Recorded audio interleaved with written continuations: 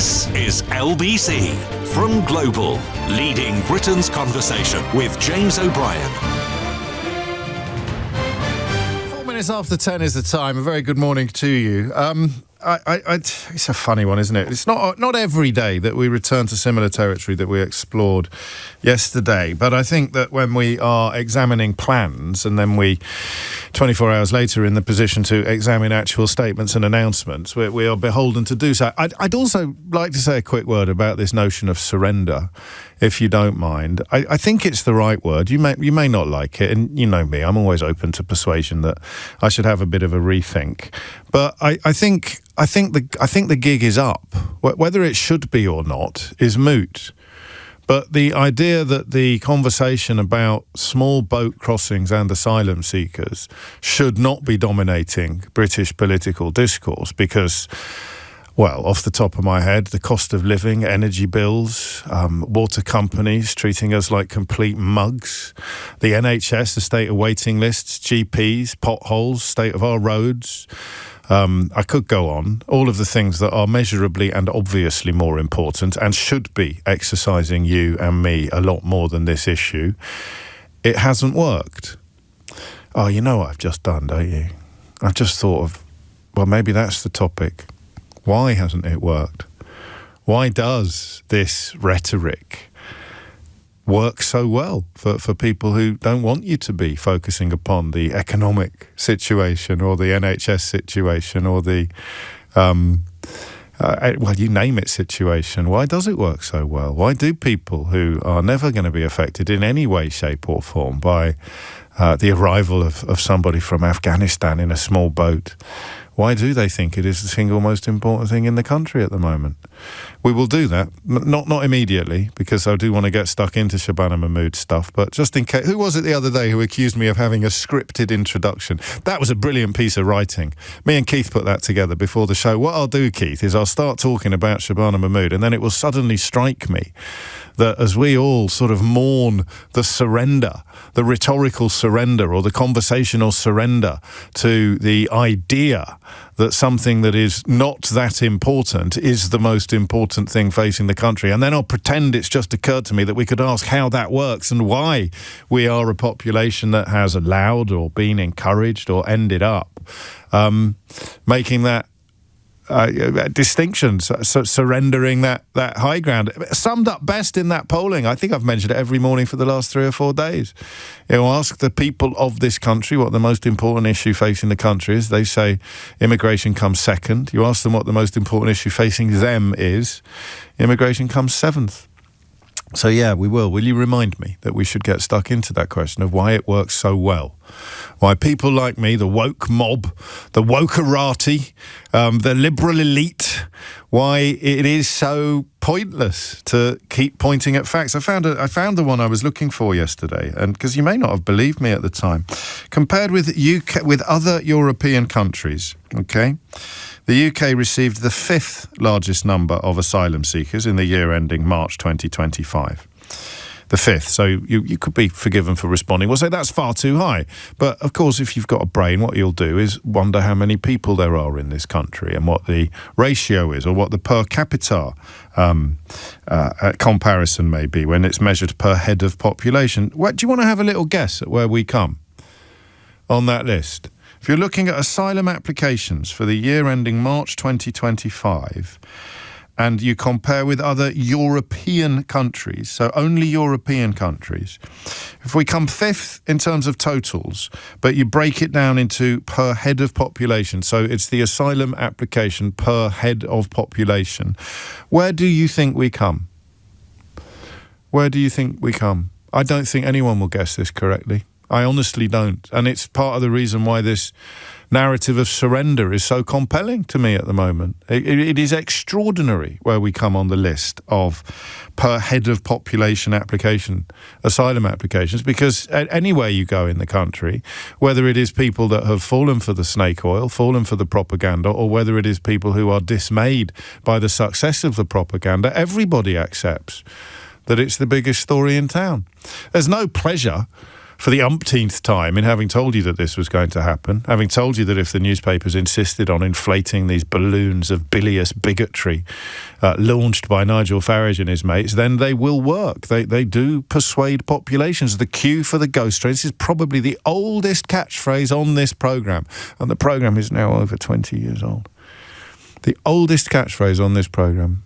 It's a lot easier to sell tickets for the ghost train than it is for your speak your weight machine. When you're in really tricky territory politically, I think, is when you get elected to sell tickets for the speak your weight machine and you end up selling tickets for the ghost train, which is arguably where Shabana Mahmood finds herself at the moment. So the number, I'm not going to tease you with it. We are 17th. We are 17th on the list. We're not even in the top 10 countries where, if you compare asylum applications to the total, the number of people in the country, it is negligible. So, Idiot's Corner open. We are densely populated. Someone will say, "Yeah, you reckon? You reckon that's a clincher? 30,000 people coming over in a year, 17th per capita in the world, and you think the density of our population is remotely relevant to that?" And that's the idea, isn't it? That you've got to find something to cling on to, because suddenly you're presented with evidence that you've been conned. My Lord, I lie awake at night worrying about this issue, and I clearly shouldn't be worrying about it. But I'm not going to admit that, because that makes me look stupid. So I'm going to attack the person who's holding up the mirror, and I am going to double down on the idea that it's right to worry about it. GP's appointments or something. Nothing to do with austerity, nothing to do with cuts to the NHS, nothing to do with anything other than the fact that there are 30,000 souls crossing the English Channel in small boats every year at the moment. That is the big story. And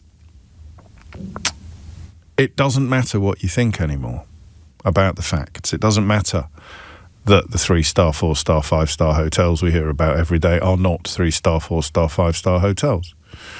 It doesn't matter that we're 17th compared to other European countries, while people are still shouting soft touch in your ear, or in Shabana Mahmood's case, asylum shopping.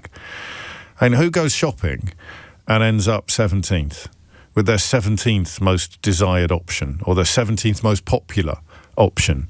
Very few people, I would argue. It doesn't matter that none of this stuff is true. It doesn't matter. Julian says, is that per capita the world or is it Europe? The details matter. Yeah, that's why I said it 6 times, Julian. It's Europe. It is a comparison with other European countries. When measured per head of population, we come 17th. 5th in total, behind Germany, Spain, France and Italy. And again, details matter, because most people think that they're all hot-footing it through France to come here. France ends up with a bigger total than us, as does Italy, as does Germany, as does Spain. But we come 7th. But it doesn't matter. It doesn't matter. Of course, if you're a Farage fan, you can claim that you don't believe the figures, because that little marriage with Donald Trump has created a world in which the truth doesn't matter. You'll just believe whatever you want to believe. I had a caller yesterday, so one man's fact is another man's fiction. Didn't even realise, bless him, how tragic a position that is to have ended up in. No longer trusting objective truth, evidence or statistics. And the battle has been lost. It's a weird one, because who celebrates? Who sits there going, ha ha ha, yes, the truth is dead, long live the lies? I don't know. Even the sort of dyed-in-the-wool Donald Trump fans possibly don't realise that they are celebrating the death of truth, the death of objectivity, the death of evidence. One of the most vicious weapons in that battle has always been race-related dishonesty, xenophobia or racist lies, depending on where you sit on the scale. And that's why I found Shabana Mahmood's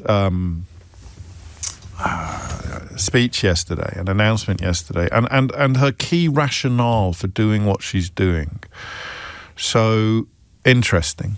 That's the word I would use.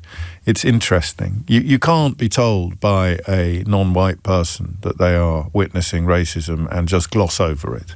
Listen, if you want to just gloss over it or claim that it's not real, there's entire television stations that have been set up to make you feel at home. But decent people respond to those stories and respond to those claims with concern and compassion and empathy. indecent people who are in the box seat at the moment, in the driving seat at the moment, accuse them of lying or say they don't care or join in with the abuse of non-white people. So when Shabana Mahmood explains that one of her reasons for wanting to clamp down on illegal immigration or asylum seeking, that battle has been lost. As we said yesterday, we made a list yesterday. I should start keeping my lists. She says she thinks it will reduce racism. And don't laugh at me. Please don't laugh at me. You can laugh at me later as much as you want, but don't laugh at this bit. I really hope she's right. So some of the messages I've been getting recently are quite heartbreaking. I've got a friend, a black friend, whose wife is white and his children are mixed race. He sent me a photograph from his daughter's bedroom where she has covered the Union flag beanbag that she desperately wanted for her birthday, not this year, but the year before. And she's covered it now with a throw. He hasn't mentioned it yet. He doesn't know how to. And he doesn't know for sure that it is symptomatic of any deeper truth. But we know that our streets have been adorned with tatty flags by masked men using ladders in the night to cable tie them to streets where none of the residents have asked for them. And we know why many, if not all of them, have done it. In the same way that cats urinate to mark out their territory or spray to mark out their territory. So these men think that they are marking out their territory by putting up these flags. And that's just the tip of the iceberg of the sort of stories that I'm hearing from people. I can only read out on the show a tiny fraction of what I receive from you. So we know it's on the march. We know it's on the rise. We know that conservative politicians have joined in. People like Katie Lamb talking about cultural coherence. We know that reform politicians positively thrive on it, whether they're watching adverts or simply maligning everybody of a certain background or a certain ethnicity as being criminal or untrustworthy. We know that Robert Jenrick has gone public with his misgivings about black faces or brown faces on the streets of Birmingham. People coming out of their own homes. If they're the wrong colour, it upsets Robert Jenrick, whose own home, of course, is in a village where I think when we checked there was only one non-white person. Imagine what life would be like for him if he had Robert Jenrick's outlook towards people who didn't look like him. So we know all this stuff is going on. We all know that this stuff is going on. But Shabana Mahmood says that her policies are going to make it better. Have a little listen to her saying it. Britain has a long and proud history of responding with compassion to people fleeing unimaginable horrors. That should continue in a way that is fair and sustainable. So we welcome some of what the Home Secretary have said on that score. But what is not helpful is the Home Secretary claiming that the country is being torn apart by immigration. Acknowledging the challenges facing our nation is one thing, but stoking division by using immoderate language is quite another. Thank you, Madam Deputy Speaker. I have to say to the honourable gentleman, I wish I had the privilege of walking around this country and not seeing the division that the issue of migration and asylum system is creating across this country. Unlike him, unfortunately, I am the one that is regularly called and told to go back home. It is I who knows through my personal experience and that of my constituents just how divisive the issue of asylum has become in our country. 17 minutes after 10 is the time, and we bleeped it out because she went there.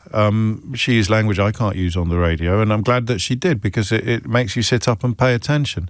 And it's very difficult. That was the Liberal Democrat MP Max Wilkinson asking the question. It's very difficult for a white person to tell a non-white person that their race-related argument is wrong. I mean, it's normally the position of a racist, isn't it? It's you tell someone that they've got a chip on their shoulder, or you tell someone that they're playing the race card, or you tell someone that the system is not skewed against them, or that racism doesn't exist. Or if you're the head of the Metropolitan Police and you've been found to run an institutionally racist organisation, you refuse repeatedly to use the word institutional, even though that's the one that the inquiry heads and the investigators have arrived at. So I don't want to say that she's wrong. I'd certainly believe her when she describes what has happened to her in her life. But I don't know that she's right, that this will make things better. More deportations. The good news is, I don't think that they will be confiscating jewellery at the border, but they may be confiscating other sort of assets. cars, e-bikes, even cash, that people will be required to make a contribution towards their accommodation. I can live with that. There'll also be attempts to recover some of those assets if people fail to declare their assets on arrival. In Denmark, which we're told constantly is the inspiration for this, it's happened exactly 17 times in 6 years, those confiscations. So it seems very much to be something designed to appease the people we were trying to identify yesterday. Yesterday's show, if you haven't listened to it, you can listen on Global Player or the LBC app. Yesterday's show was about who is this designed to please? And if they say we're taking inspiration from Denmark, and Denmark tells us that this particular policy has been implemented on 17 separate occasions in 6 years, you kind of think, well, it's clearly not actually designed to raise money. It's designed to somehow delight people who like the idea of assets being taken away from recently arrived human beings. So again, that takes us back to who is this designed to appeal to? Who is it designed to appease?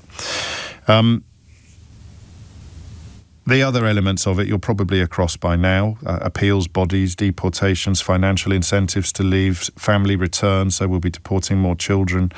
A single route of appeal for rejected asylum seekers, so it will slow down the legal processes, access to benefits, a 20-year wait for permanent residency. It is all designed to create the idea that it is just much harder to avail yourself of the support that this country has always offered. We'll make it much, much harder, and therefore the people getting the support will be demonstrably much more deserving. So, here's my question for you. Is she right? Will these policies reduce the racism that everybody recognises? And when I everybody, I mean people who hate it and people who love it.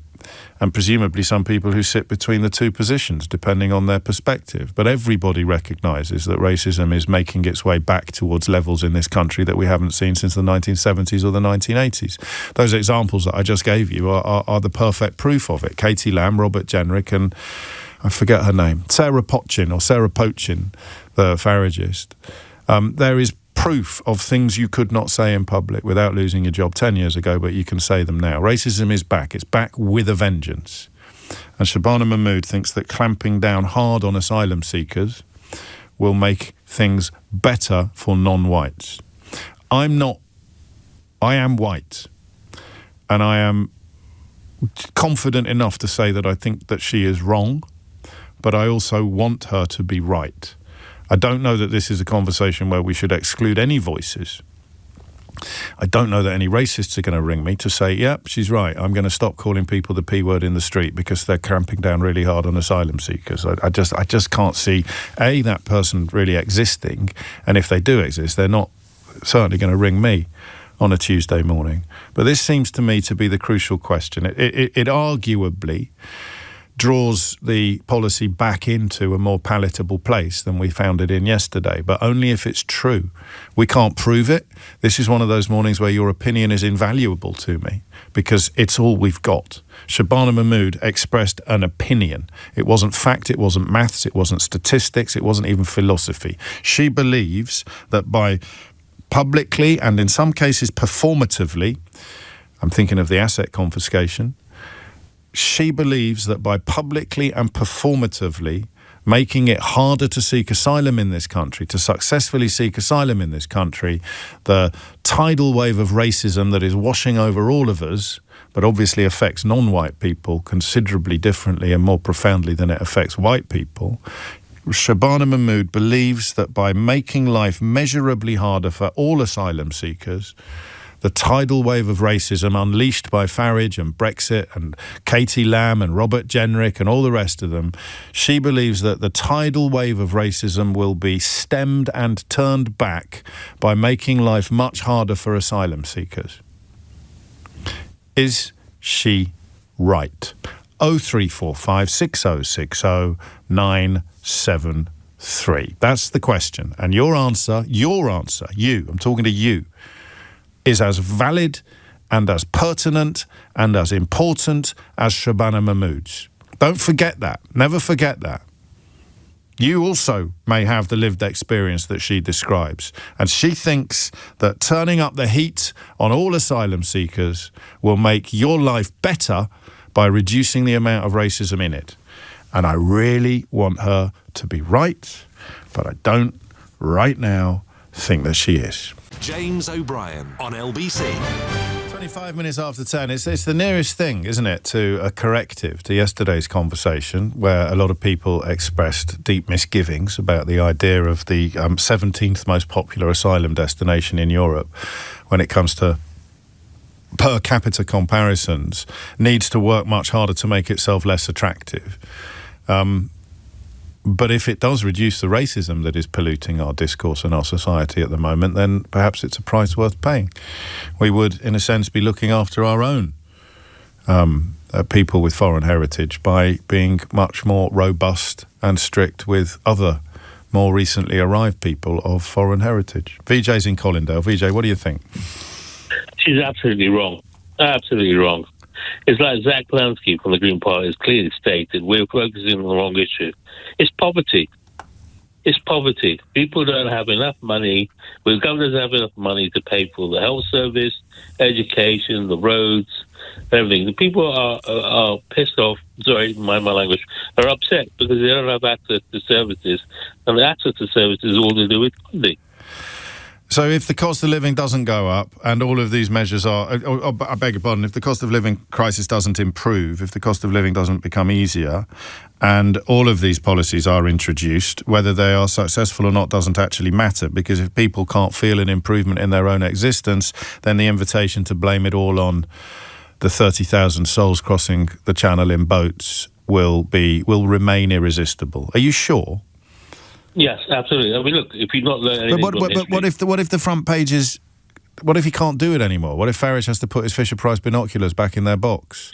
What if the front pages are no longer full? What if the BBC no longer has a correspondent in Dover whose only job seems to be to count people arriving? What if none of that lands anymore? And we know that regular immigration is going off a cliff. So the people, and I struggle to identify them, but I do believe they exist, the people who have, quotes, legitimate concerns, end quotes, they have not got any legitimate concerns anymore, and all you're left with is the rump of nativist and racist bigots.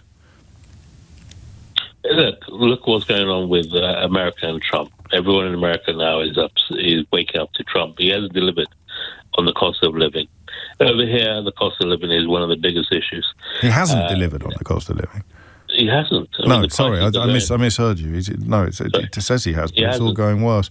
But and the racism hasn't gone away. Well, no, that doesn't answer my question, actually. Oddly, I'm not being pedantic, but if Trump had delivered on the cost of living and he still needed to send armed, masked men into schools to arrest teachers and priests and the rest of it, then your point would stand. But she would argue that the cost of living, it wouldn't matter.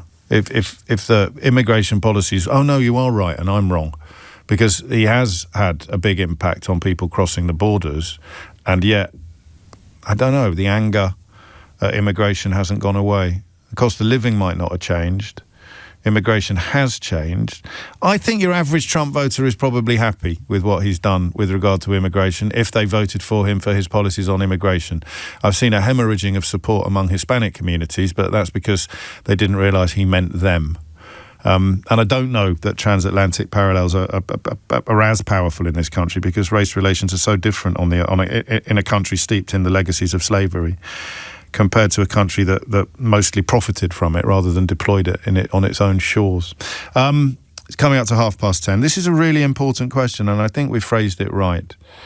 Very simple. Will it work? If Shabana Mahmood, and I think she probably means it, really believes that these policies will reduce, what would you call it, asylum-inspired or asylum-motivated racism, then it's a reason to support it. But you have to believe and you have to persuade me that you honestly think it will work. And it's 1-0. VJ has opened the scoring with a very resounding and comprehensive, no, of course it won't work. If anything, it will make things worse. It's coming up to 10:30. You're listening to James O'Brien on LBC, and Dominic Ellis has your headlines. James O'Brien on LBC. 20 years for a passport, right, Scott? Mo Farah would have had to represent Somaliland in 2012. Rick asks, will it get the flags off the lampposts? I think you're supposed to say our lampposts, Rick. Whose lampposts? Our lampposts. If the answer is no, then she's wasting her time. We can't solve anything until we take back our streets and our national symbol. She is wrong, says Salama. It will not reduce racism, it will embolden the racist. This is like the bullied becoming the bully, or being relieved that the bully has started to punch on someone else. Jim writes, of course you only have lefty callers talking about racism. To be fair, Jim, I think I've only had one caller so far, which is a valid grounds for criticism, but not exactly proof of your thesis. It's not about that, it's numbers and what it costs this country, with only young men crossing the channel. That's Jim trying to answer the question of whether or not racism will be reduced by Shabana Mahmood's recently announced policies. Dedicated several hours to these policies on LBC, but it's managed to somehow pass Jim by. Should we have a look at his history? Oh, there it is. Donald Trump fan, but definitely not a racist. Arwad is in Liverpool. Arwad, what do you reckon? Hiya. I know callers generally start off by saying they love you before they disagree with you. So they don't have to. They don't have to. I think let's work on the presumption that everybody loves me, Arwad, shall we? And then crack on from there. Go on. So I just want to preface that I don't mean this with any negative sentiment. I'm from the Muslim community. My parents came over from Sudan, and I think Shabana's policies will work to some degree in reducing hostility towards immigrants or people who people who, like me, look foreign. Do you? But I don't think they'll do it to as significant a degree to reduce the level of vitriol, the level of fervour that's currently there. I feel really nervous about. Take your time. You've got all the time you want, and I don't want you to say anything you might regret later. I've pondered this for a really long time. Of course. And I used to think that the integration to some degree was mentioned in a very racist context, and to some degree, I believe that some of the actors are doing it to, because they want to deport anyone that looks foreign. Well, they say so now. They didn't used to actually say that out loud, but they've started. I think they call it compulsory repatriation, don't they? Yeah, it's called remigration. It's a policy that was parroted by the AFD, and now it's being adopted across far-right spaces in Europe. There are issues within integration in this country, and I think contrasting two communities, I grew up in northwest London. The community I grew up in, you had a variety of people who've come across from abroad, but people who had come from generations here. But the good thing about that is it wasn't particularly homogenous. I think so. People. I don't know. I don't want to get off topic. I mean, people are spooked by communities they are not part of, that don't seem to contain people who don't look like them. That is usually what we mean when we hear complaints about a lack of integration. You never hear people complaining about the lack of integration, for example, in the village where Robert Jenrick lives, where there is one non-white person. But if you go to parts of Bradford or parts of Birmingham, and the immigration demographics mean that people have chosen to live in areas where they won't stick out like sore thumbs, and then over generations and over decades, that turns into first a majority and then a plurality, then almost a unanimity of ethnicity. So there will be streets and areas and parts of town where everybody, or almost everybody, has roots in the same part of the subcontinent. That's what people mean by a failure to integrate. But it's entirely one-way traffic. And I've never fully understood why I should be upset about the ethnicity of people on a street I don't live on. If I lived on it, then I know what it feels like to be the only black man in Robert Jenrick's village, and I presume we'd tell him to just get over it or move if he doesn't like it. So that's the bit about this argument I've never fully understood. What are people unhappy about? Not being able to live on a street they don't want to live on. So I'll propose what I think needs to happen. So the community I grew up in had, like I said, had a lot of people who'd either come from abroad or were the first or second generation descendants of people who'd come abroad. And, most people were but they came from very different areas. And because they came from very different areas, it made it easier for them to coalesce around, this idea, But this has got, respectfully, because you're listening to ancestral voices about a neater distillation of profoundly racist worldviews as you're ever going to encounter. But that, I suppose, where we are is mapping the difference between the racism that existed 10 years ago and the racism that we're dealing with now. It would be a win for Shabana Mahmood if we went back to pre-Brexit levels of racism. There's just one bit that I want to get across that I didn't get to. Mostly my fault. There are, however, I think, streets where, let's say, someone has come from, let's say, this one specific part of a country where, you let's say if a street or, is mostly composed of people, let's say, from Pakistan. You have a community there. You have, people who know your language, and that's great. But I think the issue is in certain parts where that is the case, is that it gets very, because you keep saying we're not. You have made this point. I can't, but possibly a bit prematurely, I made it for you. You're describing the people who are unhappy about a plurality of people in a community, on a street, in an area who don't look like them. And I mean, and that's fine. I mean, they exist. I just think it's a bogus argument because you never hear it the other way round. You never hear people complaining about a lack of integration in the village where Robert Jenrick lives. You also never hear it about places like Mayfair, where the most expensive streets in this country will be populated almost exclusively by foreigners. And, of course, the parents and certainly the grandparents of some of the people that you're talking about have ended up coalescing, to use your word, around a certain area because they can remember when the Tories put up posters saying vote Labour if you want an N-word for a neighbour. Who on earth would want to live next to anybody who had a poster like that or potentially might have a poster like that in their country? And, of course, for many people, the flags that are currently adorning lampposts up and down our country are a much subtler way of making precisely the same point. But again, I'm putting you down as a score draw, Arwad, is that you think it might work a bit, but it's not going to address, if you like, the more deep-rooted causes of unhappiness, whether you think those causes are justified or not. 0345 60 60973. Alexander is in Wellingborough. Alexander, what do you think? Hi there. All right. So basically, my position is this. So to clarify things, I'm born here. I'm of Jamaican heritage, and I'm likely to vote Green's next election. Just to contextualise who I am. Right. So what I would say is this: is that I do think that ultimately appeasing racists isn't probably going to work.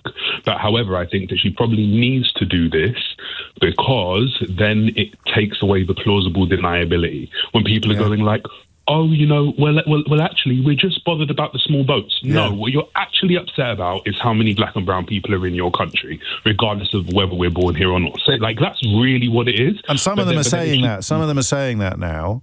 Some of them never will because they're too frightened or too ashamed.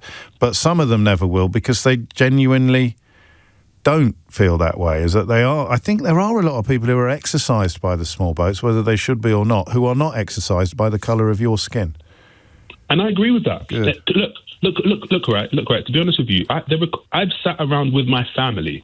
There are people within my own family who say small boats, it's not really ideal. I don't think it's a straight racial issue. No. I don't. But however, I do think that it's being used as a proxy to talk about the fact that they don't like seeing so many people on the telly with different skin colours, etc., etc., etc. So it removes. Well, what you've just described, the plausible deniability, it's as if the tide goes out on the small boats crisis or situation, and you can see who's wearing swimming trunks. When the tide's gone out, the actual naked racist will be exposed. And the people whose concern was genuinely about this issue, rightly or wrongly, because when you dig into the numbers and the statistics and the hotels and where we sit in European comparisons, it's nowhere near the problem that people believe that it is, but you can't blame them for believing it because everybody keeps telling them that it is. Then Shabana Mahmood's vision might be realised. So you get what she's saying and you kind of buy it. I kind of get it. And for clarity, look, right, for like are small boats an absolute priority to me? No, but I'm not going to call anybody racist for having a concern over. Nor am I. Not over small boats. I think that's unfair. No, that's why you go in on Robert Jenrick in Birmingham, or Katie Lamb wanting to deport people for cultural coherence, or the woman not liking faces like yours appearing in adverts for cars on television. There we go. That's racism. But saying, I mean, there's two ways into it. You might have been persuaded by the threat, by the security threat, which is unfortunate but not racist. And then secondly, you might be simply persuaded by the cost of living. We can't afford to look after all these people who were not born here. Therefore, something must be done about it. Address those, quotes, legitimate concerns, quotes, brackets. I still don't think they are brackets, but for the benefit of the doubt, let's say they're legitimate concerns, let's say they're addressed, then the people with concerns but not racists will be quietened, will be calmed, will be reassured. Exactly. I hope you're right, and that's 1-1 with Arwad's score draw at the moment. So it could work. I love that phrase, plausible deniability. I love it generally, so it covers so much ground. But in this context of this conversation, that's the point, isn't it? The problem is that everybody telling opinion pollsters that they're minded to vote for Farage is comfortable with racism. That's just, an observable fact. Have a look at what he says about people who speak foreign without mentioning that his own children do. Have a look at what he says about children in school who've got English as a second language without mentioning that his own children do. Have a look at what he says about foreigners in general, shifting effortlessly from Romanians to some other unidentified ethnicity and who we wouldn't want to live next door to. That's the problem. You've got high numbers at the moment who are supremely comfortable with racism, some of whom would even go and march to the tune of a convicted fraudster who literally came perilously close to ruining the trial of grooming gang members while pretending that he's dedicated his whole life to trying to bring them to justice. You've got a lot of people, perhaps, who, when the tide goes out, would be standing there in the all together. But we just never know how many. That's what yesterday's show was about. How do you know? How do you know the difference between someone who is, if you like, a victim of the rhetoric, the propaganda, the discourse, the conversation, and someone who hates black people or hates brown people or hates all Muslims? How do you tell the difference? Shabana Mahmood thinks that this policy will almost point out the difference for us. Alexander agrees, up to a point. I would really like to. James O'Brien on LBC. It's 10 to 11. You're listening to James O'Brien on LBC. Pros and cons of all Mahmood's asylum seeker policy reforms. The Times has a crack at working out the plausibility of them and indeed the impact rating, the bits that might work and the bits that might prove popular. And of course, why she is doing it is political more than anything else, and it's necessary. I mean, listen, the Conservatives have already had to go. Labour have currently got their chance to do something about it. Whether it is a good thing, a bad thing, a nonsense or a necessary, doesn't matter. The small boats crossing the English Channel with some sort of 20 to 30,000 people a year in them are the defining issue of our age, being very carefully cultivated to be the defining issue of our age. From the moment Nigel Farage turned up in Dover with his Fisher-Price binoculars, I've been telling you that this was going to happen. Some of you didn't believe me. Some of you thought I was exaggerating. But here we are now. It's the single most important issue in a country where care homes are closing, where the cost of children are going hungry, where food banks are proliferating, where NHS waiting lists are thankfully finally coming down but still remain unconscionably long, where morale in the NHS has gone off a cliff, where there are 25,000 vacancies for nurses, pubs and restaurants. The hospitality sector is screaming in horror at what has been done to it by a succession of events and policies, including Rachel Reeves' national insurance changes. All of these things don't matter. All that matters is the small boats. I saw some footage, which I hope was AI, at the weekend of people in Spain, British people in Spain, protesting against small boats under the banner of the flag wavers under the banner of the flag putter-uppers. So immigrants in Spain. So it doesn't matter. It's not immigrants, just the small boats. So if she curtails the crossings, does the racism dissipate? It's not going to disappear. It's always there. You can see racists incredibly emboldened by recent events coming out and saying so now in ways that they'd have been far too embarrassed, frightened or ashamed to do so in the heady days of political correctness, or when the woke mob had a stranglehold on public discourse, back when being a racist was embarrassing and shameful. Those days are currently over. Does curtailing the crossings, as Shabana Mahmood aims to do, signal the return of the days when people were too embarrassed to be racist in public? I hope so, but I still don't think so. Ali is in Woking. Ali, what would you like to say?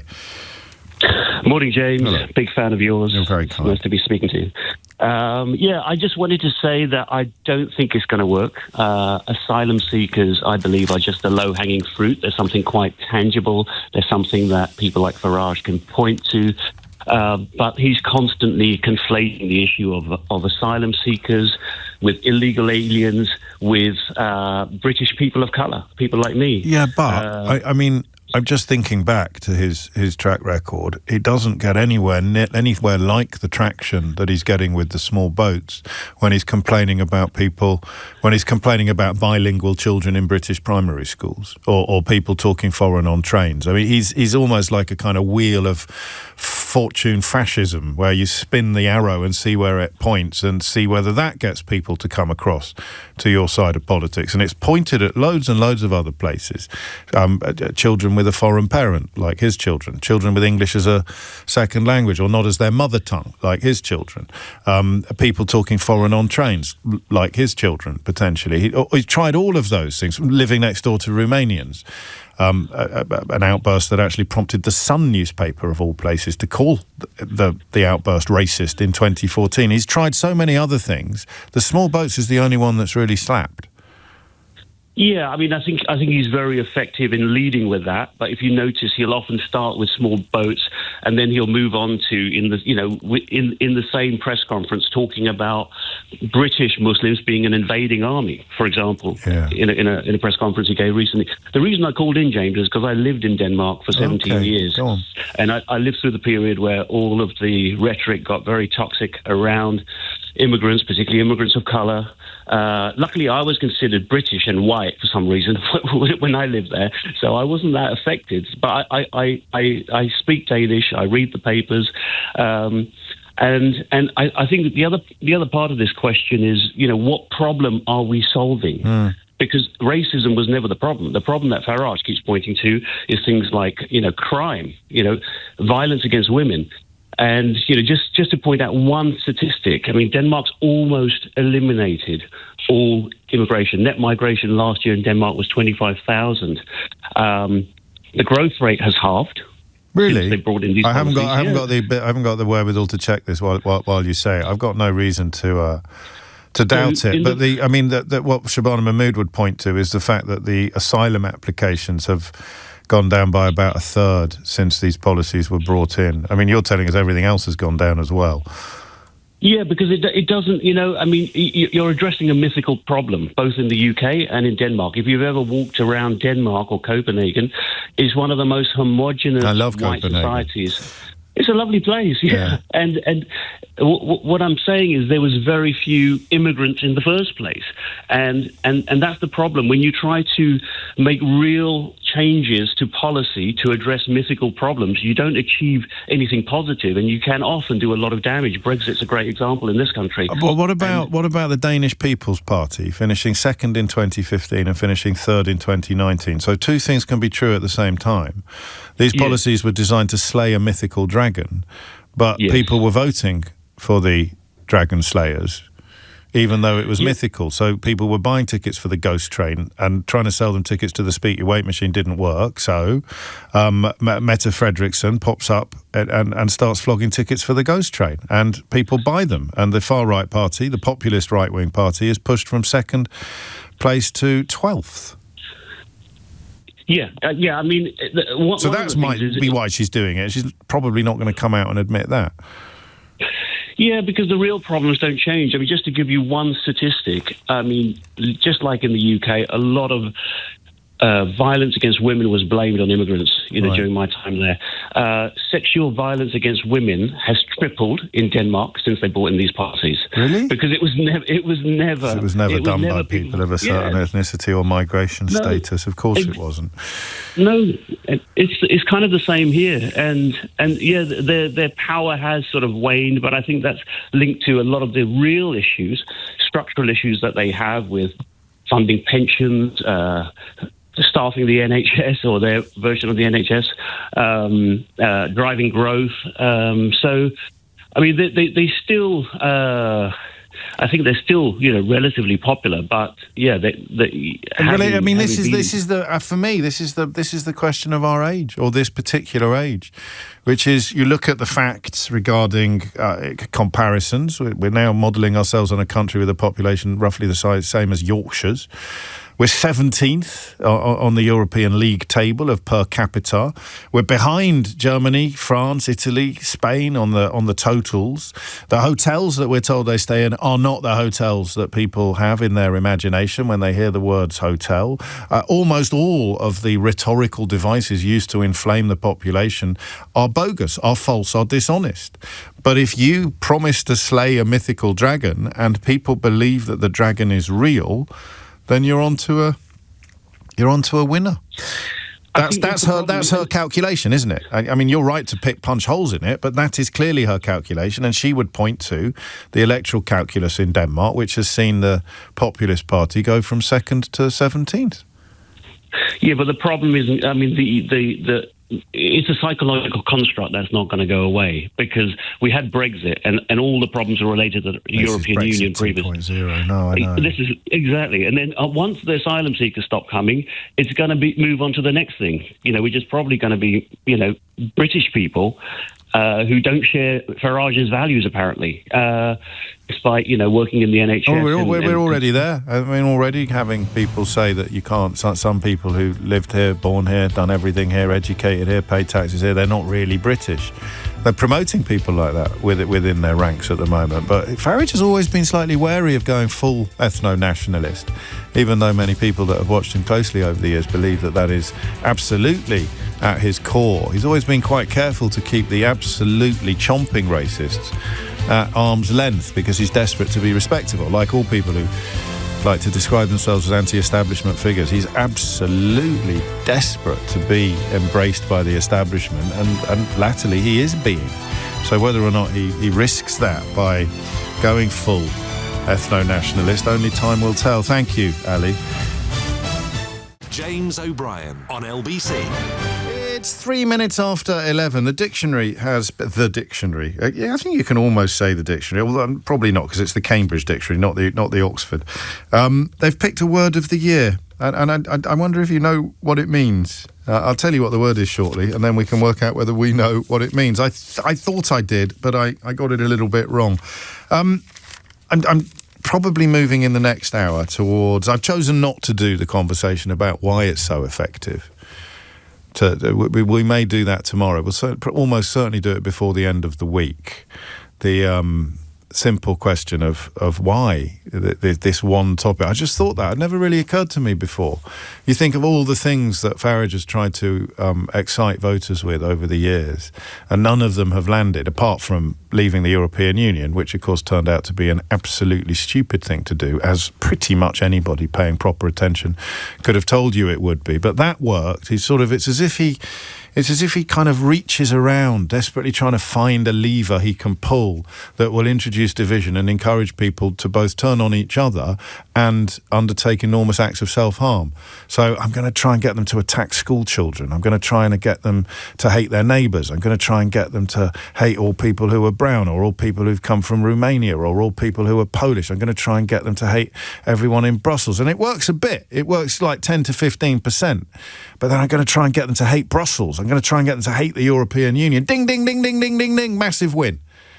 I guess when the newspapers join in, it works. When the newspapers don't join in, it doesn't work. So you go back to 2014 when he was being racist. Even the Sun would describe him as racist. They wouldn't do now. That's what we mean by the Overton window moving. And with the small boats, ding, ding, ding, ding, ding, ding, ding, that's worked. A lot of the other things he tries to excite people with or get people to turn on each other or hate their neighbours with doesn't work. But that one's really, really worked. And I am interested in why. That gulf between the second most important issue facing the country, but only the seventh most important issue facing me, to the point where you've got people marching through the streets of Benidorm calling for the small boats to be stopped, which is insane, especially when you make a list of all the things that we should be caring about more. One of his mates has decided to attack autistic children who wear earmuffs today. More on that a little later. You think I exaggerate when I say it's not even about the targets. Ear defenders, the things that you wear. The best way to... No, I'll do that later in the hour. I want to set up this topic first. Because if I've never alienated you before in the course of presenting this programme, then I suspect I might be about to alienate you now. This is a subject I find absolutely fascinating. And I think it's because I do get it. I do get it. 4/5 of people, 80% of people with £1 million or more in the actual bank, so that is cash savings, do not think that they are rich. I mean, when you come to income, it becomes arguably even more interesting. And I don't mind which of the two you pick as your way into this conversation. And you are, as ever, of course, welcome to pick both of them. But I love this idea of why we think, or when we think we're rich, and when we don't think we're rich. We will probably do a couple of questions or take a couple of calls on the very definition of rich. What is the very definition of rich for you? Because it's not going to be the same. 3/4 of people who qualify to pay the top tax rate, which is an income of £125,000 or more, do not feel rich. And this is prompted partly by the fact that they, or rather we, are likely to be hit hardest, quite rightly. Who else are you going to hit hardest, if not the highest earners in the country, by whatever Rachel Reeves finally ends up announcing in her budget. Earnings over £125,140 are currently taxed at 45p. And you also lose the personal allowance of tax-free income. And I get this. I'm really cognitively dissonant on this, and I'm going to tell you why. So you see the articles sometimes, usually in the Daily Telegraph, occasionally in the Daily Mail, but the Daily Telegraph generally pitches higher when it comes to inherited wealth and that kind of entitlement. You get the article saying, you know, I earn £200,000 a year and I can't afford VAT on school fees, or I earn £200,000 a year and I can barely make ends meet. And this is where I alienate you quite possibly, because I don't get the world's smallest violin out of the attic, but I do get it. So would you like to hear my definition of rich? And this plays slightly into the territory of non-material wealth. I know that we are living in a material world. And I am obviously not a material girl, but I do recognise that there will be people who have got less money than you who feel richer, who feel happier. If you suffer from competition syndrome, if you suffer from competitiveness, as a lot of us do, I think probably men more than women, but I don't know that I'd bet my house on that, then I read some years ago that the best thing you can do is live in the biggest house on your street. If you live in the biggest house on your street, you'll be happy. Even if you lived on a bigger house on another street that had lots of even bigger houses. So it's not the size of your house that makes that kind of character happy. And I think I used to be that kind of character. It's not the size of the house that makes you happy. It's the comparison with everybody else on your street. So that person will feel rich. The biggest house on your street will make you feel rich. I define richness as being able to carry on exactly as you are, even if you stopped earning. And that's the difference between wealth and income. So whatever you do in terms of holidays, in terms of luxuries, in terms of turning the heating on, whatever you can afford to do, whether you do it or not, if your earned income as opposed to income that comes from investments or comes from capital, comes from wealth, if you could live for the rest of your life pretty much as you live now, if your affordability didn't change, even if your income through your work and labour ended tomorrow, then I would call you rich. I would call you rich. But I might be earning more than you at the moment. I just have outgoings. Most obviously 2 of them. That's parenthood. And then perhaps I'd move my definition of rich to include what I might leave to my children, which was not something I ever really thought about until relatively recently. Until I suppose they started approaching adulthood. Some people are thinking about, well, really rich people, inherited wealth. You are conscious of it almost from the moment you are born. The responsibility of the scion of an aristocratic family or a very wealthy family is to safeguard what you hanged on to the next generation. That, to me, is the biggest gulf in our socioeconomic strata. The single biggest gulf between us and them. So I don't care how much you earn. I don't care how much you've got. If your raison d'etre in life, if your purpose in life is to protect the pot that you hand on to the next generation, then you are probably descended from one of William the Conqueror's friends. That is, for me, it's a great obstacle to society, to well-run society, to have that level of inherited wealth. Would I be saying that if I was on the right side of it? Probably not. So you can discount my comments as the politics of envy.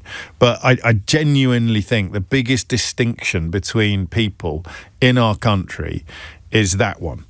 The people who are here essentially to protect the pot of gold they inherited for the person that they're going to hand it on to. And that is going to be a tiny, tiny, tiny, tiny, tiny proportion of our population. The rest of us, if we're lucky, think about what we might be able to leave to our kids if we cut our cloth a bit, or if we change our priorities, or if we don't go on holiday for a few. You see what I mean. So that's one of my definitions of rich: financial independence, and that's a completely movable feast. You could be getting by on 15 grand a year, 25 grand a year, 50 grand a year, and think if the numbers crunched. A couple of my friends did this during lockdown. They crunched all the numbers and they thought, yeah, I could actually live the life I'm liking without going to work anymore. I don't need the earned income. I've put enough aside. I've got a good pension. Or you could just not need much. You could derive, the drummer of Queen has never moved out of the perfectly pleasant, but essentially ordinary for South London house I think it's in Putney, that he's lived in for 40 or 50 years. He left Queen when Freddie Mercury died. Every now and then someone will do a newspaper article on him, and we're supposed to be staggered and stunned by the fact that he feels no particular desire to live in a castle or to fly around the place in a helicopter. I don't know. If I had his money, I probably would live a slightly more luxurious life than he does. But he's rich in every sense of the word. He's happy with what he's got, and he's got way, way, way, way, way more than he needs. So if you're happy with what you've got, you're rich, even if you ain't got much. That's what Jesus would teach you, So when you come to people who've got £1 million in savings but don't feel rich, you perhaps, like me, get a little bit confused. Working on the presumption that you're home and dry, if you've got £1 million in savings, then you've paid off your mortgage as well. So you've got a lot more in assets. This is cash savings. And you don't feel rich. We're going to do the hardcore question, and we're going to do the hippie question. What do you think the poorest fifth of the population had last year in disposable income? The poorest people, All 20% of them. So remember, this is an average. So some people will be way, way lower than this. Some people have next to no disposable income. But the poorest fifth, the poorest 20% of the population has £16,800 in disposable income. That's the median household disposable income for the poorest 20% of the population. And you will be listening to this programme. So the bass player, not the drummer. My mistake. I knew when I said it, I was going to get that wrong. There'll be people listening to this now who have disposable income of £16,800 or less, and they're hearing people with over £1 million in cash savings describe themselves as not rich. And I just find all this fascinating. 15 minutes after 11 is the time. Why? I don't want to confine it to people who are in that category but are not rich. But I want you to explain to someone with 17 grand's worth of disposable income how someone with £1 million can think that they're not rich. If it's you, if you're on 125 grand a year or more, or you've got £1 million in cash savings, explain to someone getting by on 17 grand's worth of disposable income a year why you are not rich. Also, I want to be a little bit fussy on this one. What is your? I mean, and not like trying to be clever or anything like that, but just hand on heart. When would you feel rich? When did you feel rich? When was the point at which you felt, yeah, that's it now? Because I am absolutely fascinated by the concept of enough. You can look at some of the richest people on the planet and it's clear that they haven't got enough. You know? They're never going to have enough, largely because they think money is going to solve problems that money can't solve. For example, buying Twitter is never going to stop you being a prat in the eyes of almost everybody who encounters you and meets you. The self-loathing engendered from that, well, you might muster up some sympathy, but trying to be a better person is what makes people like you more, not buying a social media platform so you can give it to all the racists in the hope that they will lionize and praise you. That won't be enough. That won't feed or fill whatever that gaping chasm in your soul is. But enough, for me, if you've got enough, you're rich. How many of us think we've got enough? Answer, how many of us could carry on living as we're living now, even if we never went to work again? So, explain to somebody who is listening to this with rising blood pressure why earning over 125 grand a year does not mean you're rich. Okay? 0345 6060 973. Explain to John, for example, who tells me that if his income stopped now, right now, if he stopped earning, he reckons he could live comfortably until about 3 o'clock this afternoon. And that's going to be a heck of a lot more common than people who've got £1 million in cash savings or who earn over £125,000 a year. So I just want to work it out. I just want to know, again, as in the last hour in many ways, your very personal perspective on richness. And I mean, the thing that really intrigues me, and I can't do it myself, I'll have a go in a minute by quoting Mr. McCorber, almost certainly. But how do you think, whether it's you or not, but if it's you, obviously you'll go to the front of the queue. How can somebody with £1 million in cash savings not be rich? Explain it to a skeptic, or indeed to John. 0345 6060 973. What do you think the word means, now that you've paused for a moment to contemplate it? But more intriguingly, more crucially, how can somebody earning over £125,000 a year not think that they're rich? And it's not the same question, this, although it sounds the same. How can somebody with £1 million in cash savings not think that they are rich? How does that happen? How does that work? And how do we unravel this extraordinary contradiction? All right, 0345 6060 973. John, if it's any consolation to you, a lot of people are telling me they wouldn't last until 3 o'clock. And that is the backdrop against which I want to examine this idea, that if you've got the kind of income or the kind of savings that most of your compatriots can only dream of, short of a lottery win. It ain't ever going to happen for the huge majority of the population. They think you're rich. You think you're not. Tell them why you're not. Tell them how that works. 0345 6060973 is the number you need. It's 11:20. James O'Brien on LBC. You can learn to care about different things. I mean, apart from a massive life change like death, bereavement, can you lose your job and your income is decimated? Can you learn not to care about the things you used to care about when you had a big income? I hope you can. Not just because it might happen to me one day, but just because it would be a terrible way to live, constantly looking in the rearview mirror, pining for the days when you had more. I don't know, but I'm fascinated by the concept of wealth and the fact that many people you would consider wealthy do not think that they are. Although I have got this message in the back of my mind from David. James, he writes, you're a great debater, but you're not going to pull this one off. When you have to consider whether you're rich or not, you already are. Except an awful lot of people are considering whether they're rich or not and concluding that they're not. And I'm interested in how that happens. That's all. Some of the answers are obvious, some perhaps less so. Martin is in Crowborough. Martin, what would you like to say? Oh, hi, James. Hello. I think it's a really good question. The fact that I think it's the rich thing, right? I don't think most people who earn 125,000 feel rich, depending obviously on where they live. Yes, if you've got true. a lot of money and you've saved it all and you've got millions and millions of pounds, that's absolutely fine, right? You've done a great job because you haven't spent to the ends of your means. But a lot of people with that kind of money will spend to the end of their means, and really that's up to them.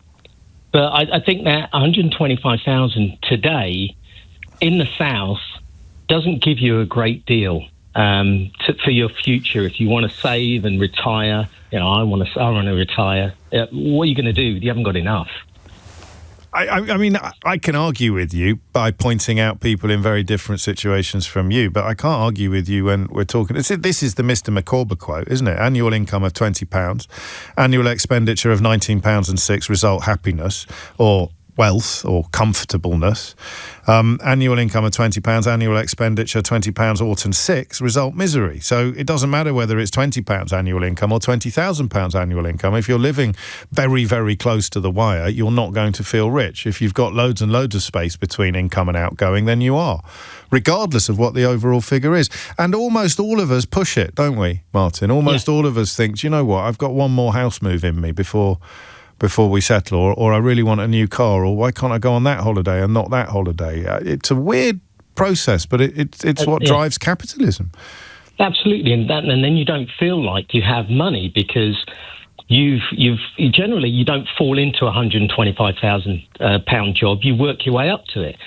So you generally spend what you earn, and then you get the next bigger house, and you drive a reasonable car. Might not be, a £100,000 car or whatever it is. It might be a £20,000 car, but you end up spending that money. You go on 3 holidays a year or something. That becomes your normal. But for a lot of people, you're rich. 3 holidays a year. Oddly, the car stuff never really lands with me, but 3 holidays a year, you're rich. What word do you prefer? What word do we prefer? What word would you accept? Comfortable and well off, I think, would be... What's the difference? Well, because I think if you're comfortable, you're not worrying about money every day like the people you're saying that maybe aren't earning as much. You're not worrying about it every day. But you are still making specific choices about what you can do and what you can't do. So I don't think it's a way that it sounds like if you're rich, when I think of rich, I think of people who don't have to think about what they spend. I think of the Jeff Bezoses and the Musks. And really? So, for you, rich means literally the richest people in the world? Not necessarily the richest people. Well, they're the ones you just went for. Yeah, I know, because they're the first ones that came into my head. Okay. It's a bad example, but they're people who have earned enough money to be able to go to any restaurant and just, I don't care what I'm spending, or they're going on a holiday and they think, I'd like to go to Alaska. But this is why it's coming close to being meaningless then, because There'll be people listening to this who have absolutely no desire whatsoever to do any of the things that you and I might associate with wealth or richness. And because they don't have that desire, they're not missing anything, so they feel richer than you are because they don't want to go on 3 holidays a year or upgrade their car or live in a bigger house. They are genuinely content, and they are at risk of turning into a greetings card, a Hallmark card or a T-shirt slogan. They are the richest people of all. Well, 100%, yeah. And actually, I'm very frugal, so, I want to retire, so I want to make sure my money goes into the right pot. So I don't do a lot of the things that I've talked about, but I know that people who have known me over the years think that, oh, he's got a lot of money. Well, actually, I save as much of my money because I want to retire. I want to work less, and that is the proof of the pudding that we opened in the first bit of the programme, when if you can give up the work and continue to live as you're living when you're working, then you've made it. For me, you're rich, oddly, but... I agree there. Right, your last bit. If you have enough money to give up work early... And even if you're not living an extremely rich life or at the same standard you were when you were working, you're living a rich life. That's richer than the example. Yeah, well, I mean, I'll give you that. I believe. No, of course it is, and that's why. I would nearly say that's why they invented heaven, so that everybody who is not living that kind of life is hypnotised by the promise that they will be living in paradise one day. So they'll put up with all sorts of earthly privations in the meantime, because, of course, the rich man in his castle, the poor man at his gate, God made them high and lowly and ordered their estate. Thank you, Martin. I like it. I think that what we might conclude at the end of this hour is that it is one of the most meaningless words in the English language, rich. Unless you're talking about cake. Adam's in Glasgow. Adam, what would you like to say? Hello, James. Pleasure to speak to you. Likewise. I think for myself, and I sort of see two ends of this, because I was on a high salary of that calibre a few years ago, and I've just turned 50 now, and I took a totally different career change. But I suppose for me, when I was earning that money, I didn't feel rich because of the direct debits and all the sort of expectations that you have around the people you work and relate to. And I totally relate to last call. I was one of those people who had 3 holidays a year and did a lot of things. And now I see people who are earning that money and I don't. I think a lot of it is down to a bit of a throwaway society we have, where we are quite materialistic. And I know plenty of people will have a new kitchen every 5 years. And I know that at the other end of the scale, there's people who would dream of even having a functional kitchen in the house they live in, or a new fridge. Yeah. So I suppose for me, the take on it would be, when I was earning that, I didn't feel rich, but now I'm not earning that, and I've changed my lifestyle and my finances. I look back now and think that was a nice place to be. However, I don't feel that a lot has changed for me in respect to feeling rich wholesomely. Have your expectations recalibrated? So you Definitely. don't. Okay. 100%. Here's a tricky question. What do you miss most about having a higher income? Probably what you said before about that prestige bit, about that sort of the position you hold and the people, actually the actual money side of it. Really? And also knowing, and also because I don't sleep any. In fact, last night I had the best sleep ever, and when I was earning that, I didn't sleep well at all. But and that is so true. I believe you. It'd be a very odd thing to make up on the radio. I had a cracking night's sleep last night. But my perception is that basically that when I was earning that, I had all the material things I was able to afford then, but now I've got a different take on it in that I have a more quality time, so I feel richer in that sense. But yes, and you wouldn't. I mean, so you wouldn't have felt rich. Do you think now that someone on 125 grand is rich?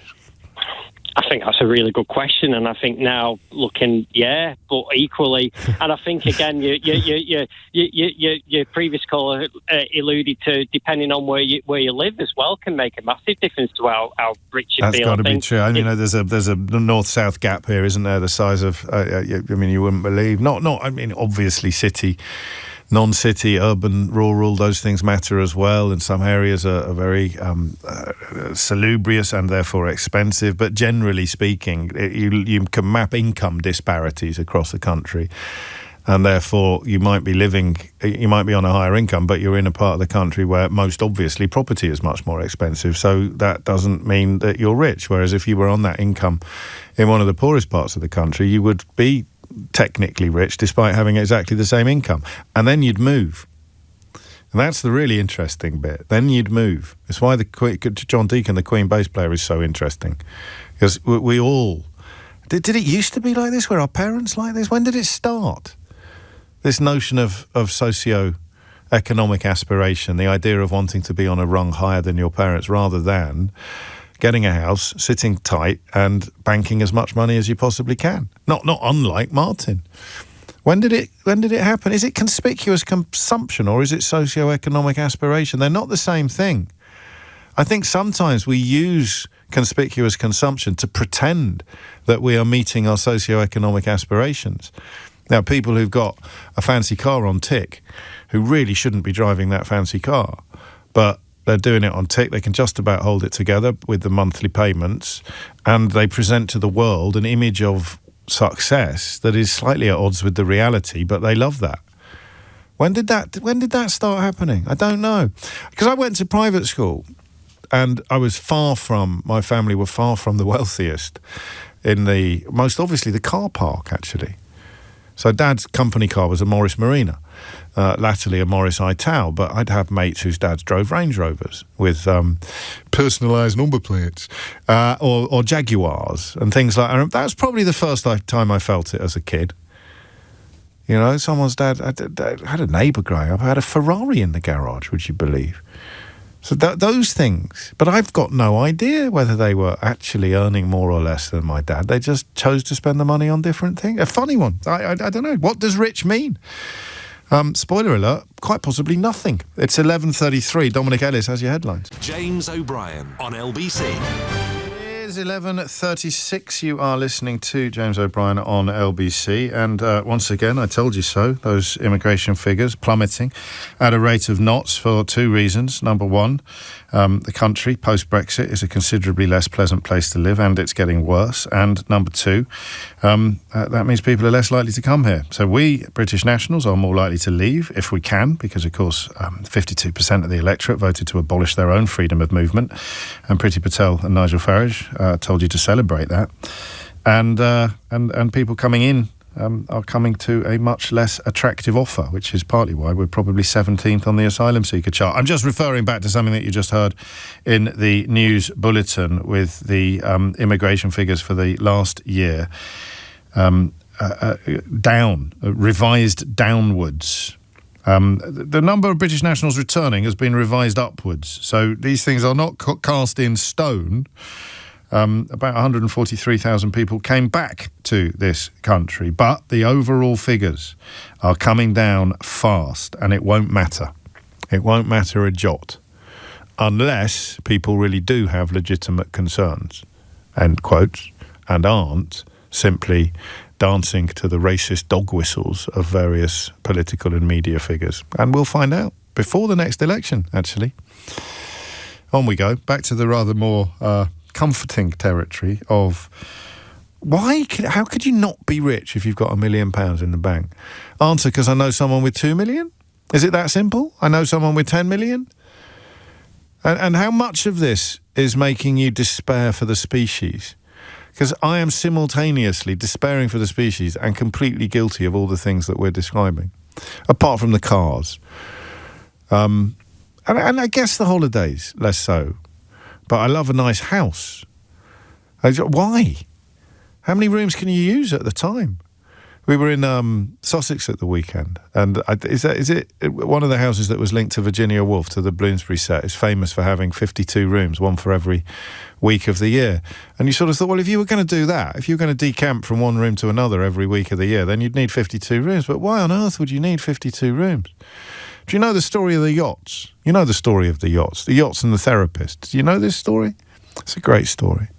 I don't know where I got it from, so I hope there's no copyright issues involved or plagiarism allegations about to come in. But I'll take some more calls first, and then I will tell you the tale of the yacht. Debbie is in Rochdale. Debbie, what made you pick up the phone?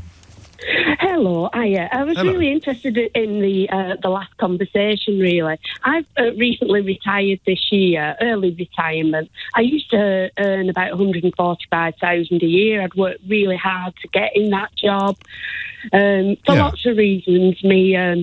My dad died quite young, and I just wanted him to make him proud and be something. And so I I used to work, I was contracted for 36 hours and I worked for 60 hours a week. I just belted it, really. But there were sacrifices, I miss children's things at school. I look back in shame now. About 15 years ago, my husband was in an intensive care unit. He was very poorly. And I was still working. I was still catching up with everything at night and ploughing on. Anyway, I had a bit of a revelation last year, and I thought, what am I doing? What happened? What am I doing?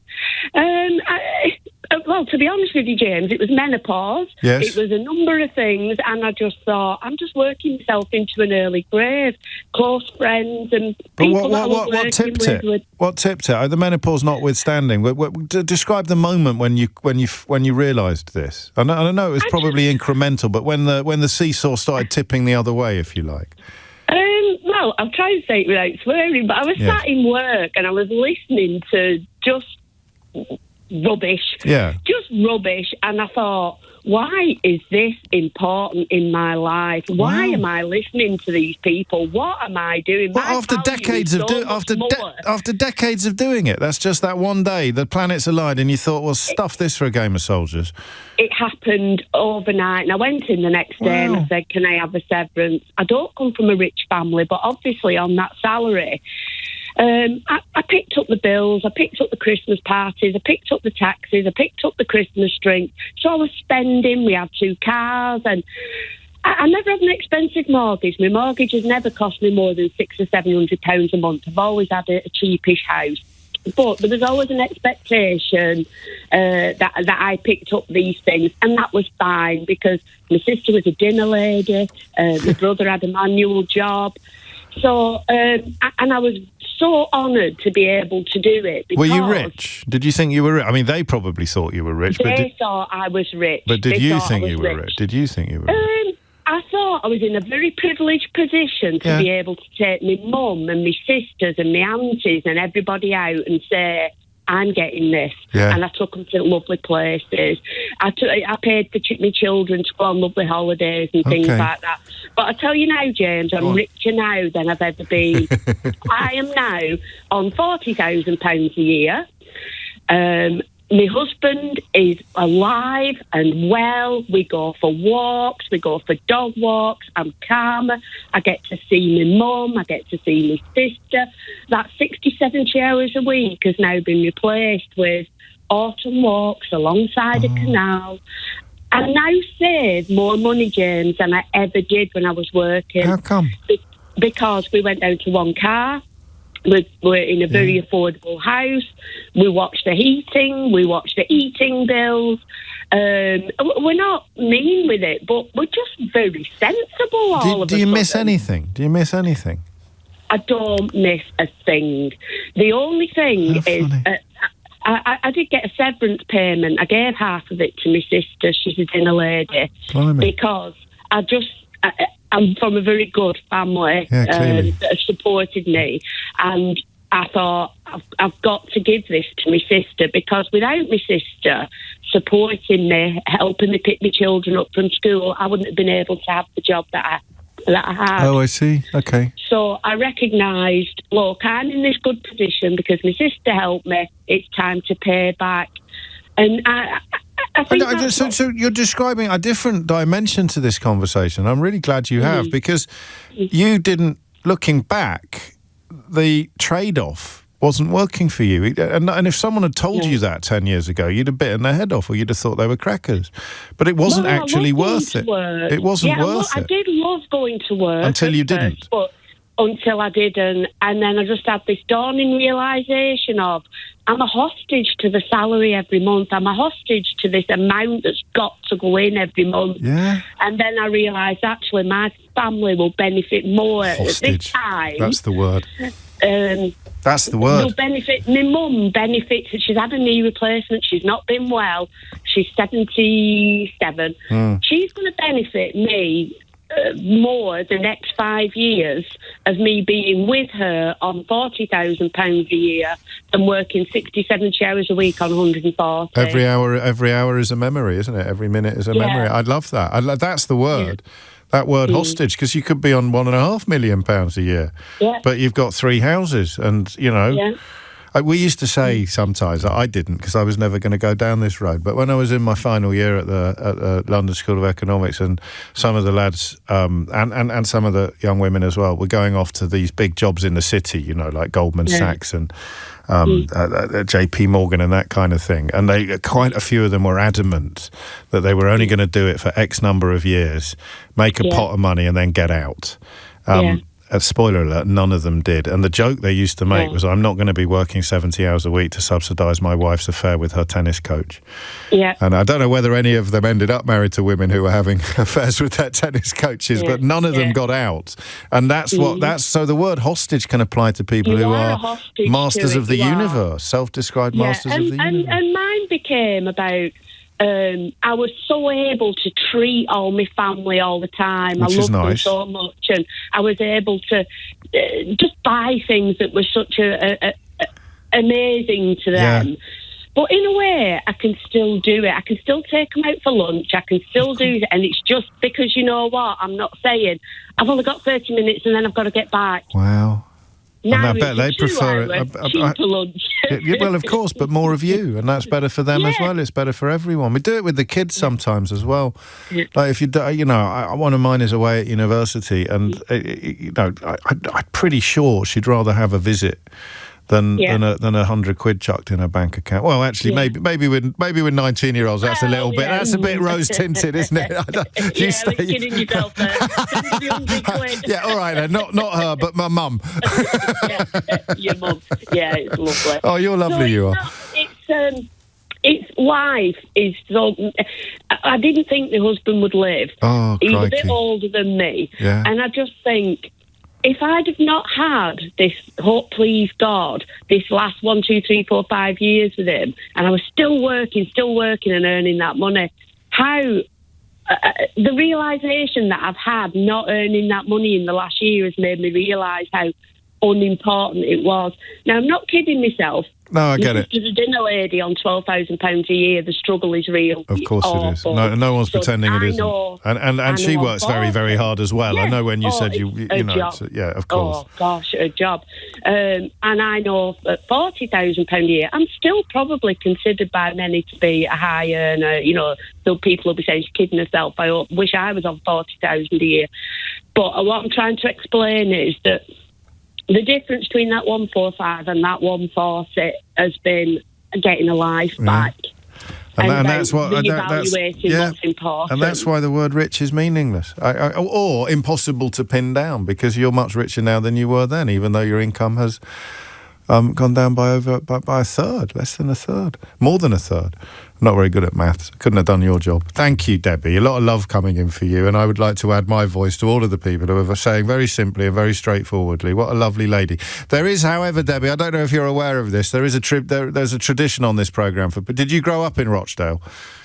I did. All right, well, I have to ask you this question, because I ask everybody from Rochdale this question, and the answer is almost always yes, and it freaks people out because of my own life and background, not really putting me in a position where I should even know. Did you go to Alder Hill? I didn't. Oh, flipping heck. But I bet you know people that did. I did, but I didn't. No. Fair enough. Can I just give a shout out for the beautiful new Rochdale Town Hall that's been refurbished? Well, if yes. anybody gets a chance to visit, it is the most beautiful building worth visiting, bang in the middle of Rochdale. It's gorgeous. Well, I'll see your Rochdale Town Hall refurbishment, and I'll raise you the Kidderminster Town Hall refurbishment that has literally just reopened in the last few weeks and now has a very nice cafe. Oh, have you got a cafe? Does as well. Have you? Oh, well, a cafe for well, that took me mum. 2 new town halls refurbished. There you go. One in Rochdale, one in Kidderminster. What a time to be alive. 11:48 is the time. What a lovely lady. Thank you, Debbie. James O'Brien on LBC. is 11:52. I know it's a bit of a drum for me, but it's better than being the opposite, isn't it? It's better than trying to make your mum frightened of foreigners. Imagine if the news today was that the net migration figures for last year turned out to be 20% higher than previously thought. Just genuinely, I could be wrong. Maybe it would get exactly the same level of attention. And so tomorrow's newspapers, 20% higher than previously thought. Tomorrow's newspapers, 20% lower than previously thought. Do you think, given that the statistical change is identical, do you think the tone and scale of the coverage would be the same? I'm not going to answer that question. I just want you to. And if you've just answered no, of course it wouldn't be the same, James. I want you to wonder why not. So, net migration to the UK last year was 20% lower than previously thought, and it's plummeting on previous years already, and it's continuing to move in the downwards direction, which hardly anyone except me is going to tell you on a regular basis. Would the media response to that story be the same if the movement was identical in size but in the opposite direction? No? Why not? Because that, in many ways, is the same answer that you would give if I'd asked you the question I nearly asked you today, which is, why does the small boat stuff land so hard with people who are not remotely affected by it? Not quite the same answer, but if net migration to the UK last year had just been found to be 20% higher than previously thought, do you think it would be reported differently from the discovery that it's 20% lower? And if so, then why? I'll just leave that hanging. Quick story. I'll give you the curtailed version. I can't remember who told me this or who tells this story on stage, but you've got a therapist in New York, right? And she's got two clients who are among the biggest tycoons in New York or LA, but they're rivals. Let's say LA, because they're Hollywood moguls. You've got two Hollywood moguls. And they both go to the therapist, and they've both got very aspirational wives. Apologies for the kind of low-level misogyny attached to that cliche, but that's the way the story was told to me. But they're also very competitive themselves.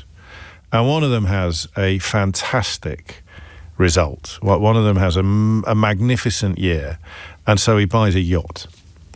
And he is absolutely loving his yacht. His wife is absolutely loving the yacht. And they do enjoy rubbing the faces of their friends, stroke rivals, frenemies, if you prefer, in the yacht. Hey, we got a yacht now. Have you got it? You should really get a yacht. Yachts are great. We love yachts. And it's quite a big yacht. But the next year, the other fella makes a killing. And he has one specification for his yacht that he commissions immediately upon realising what an amazing year he's had.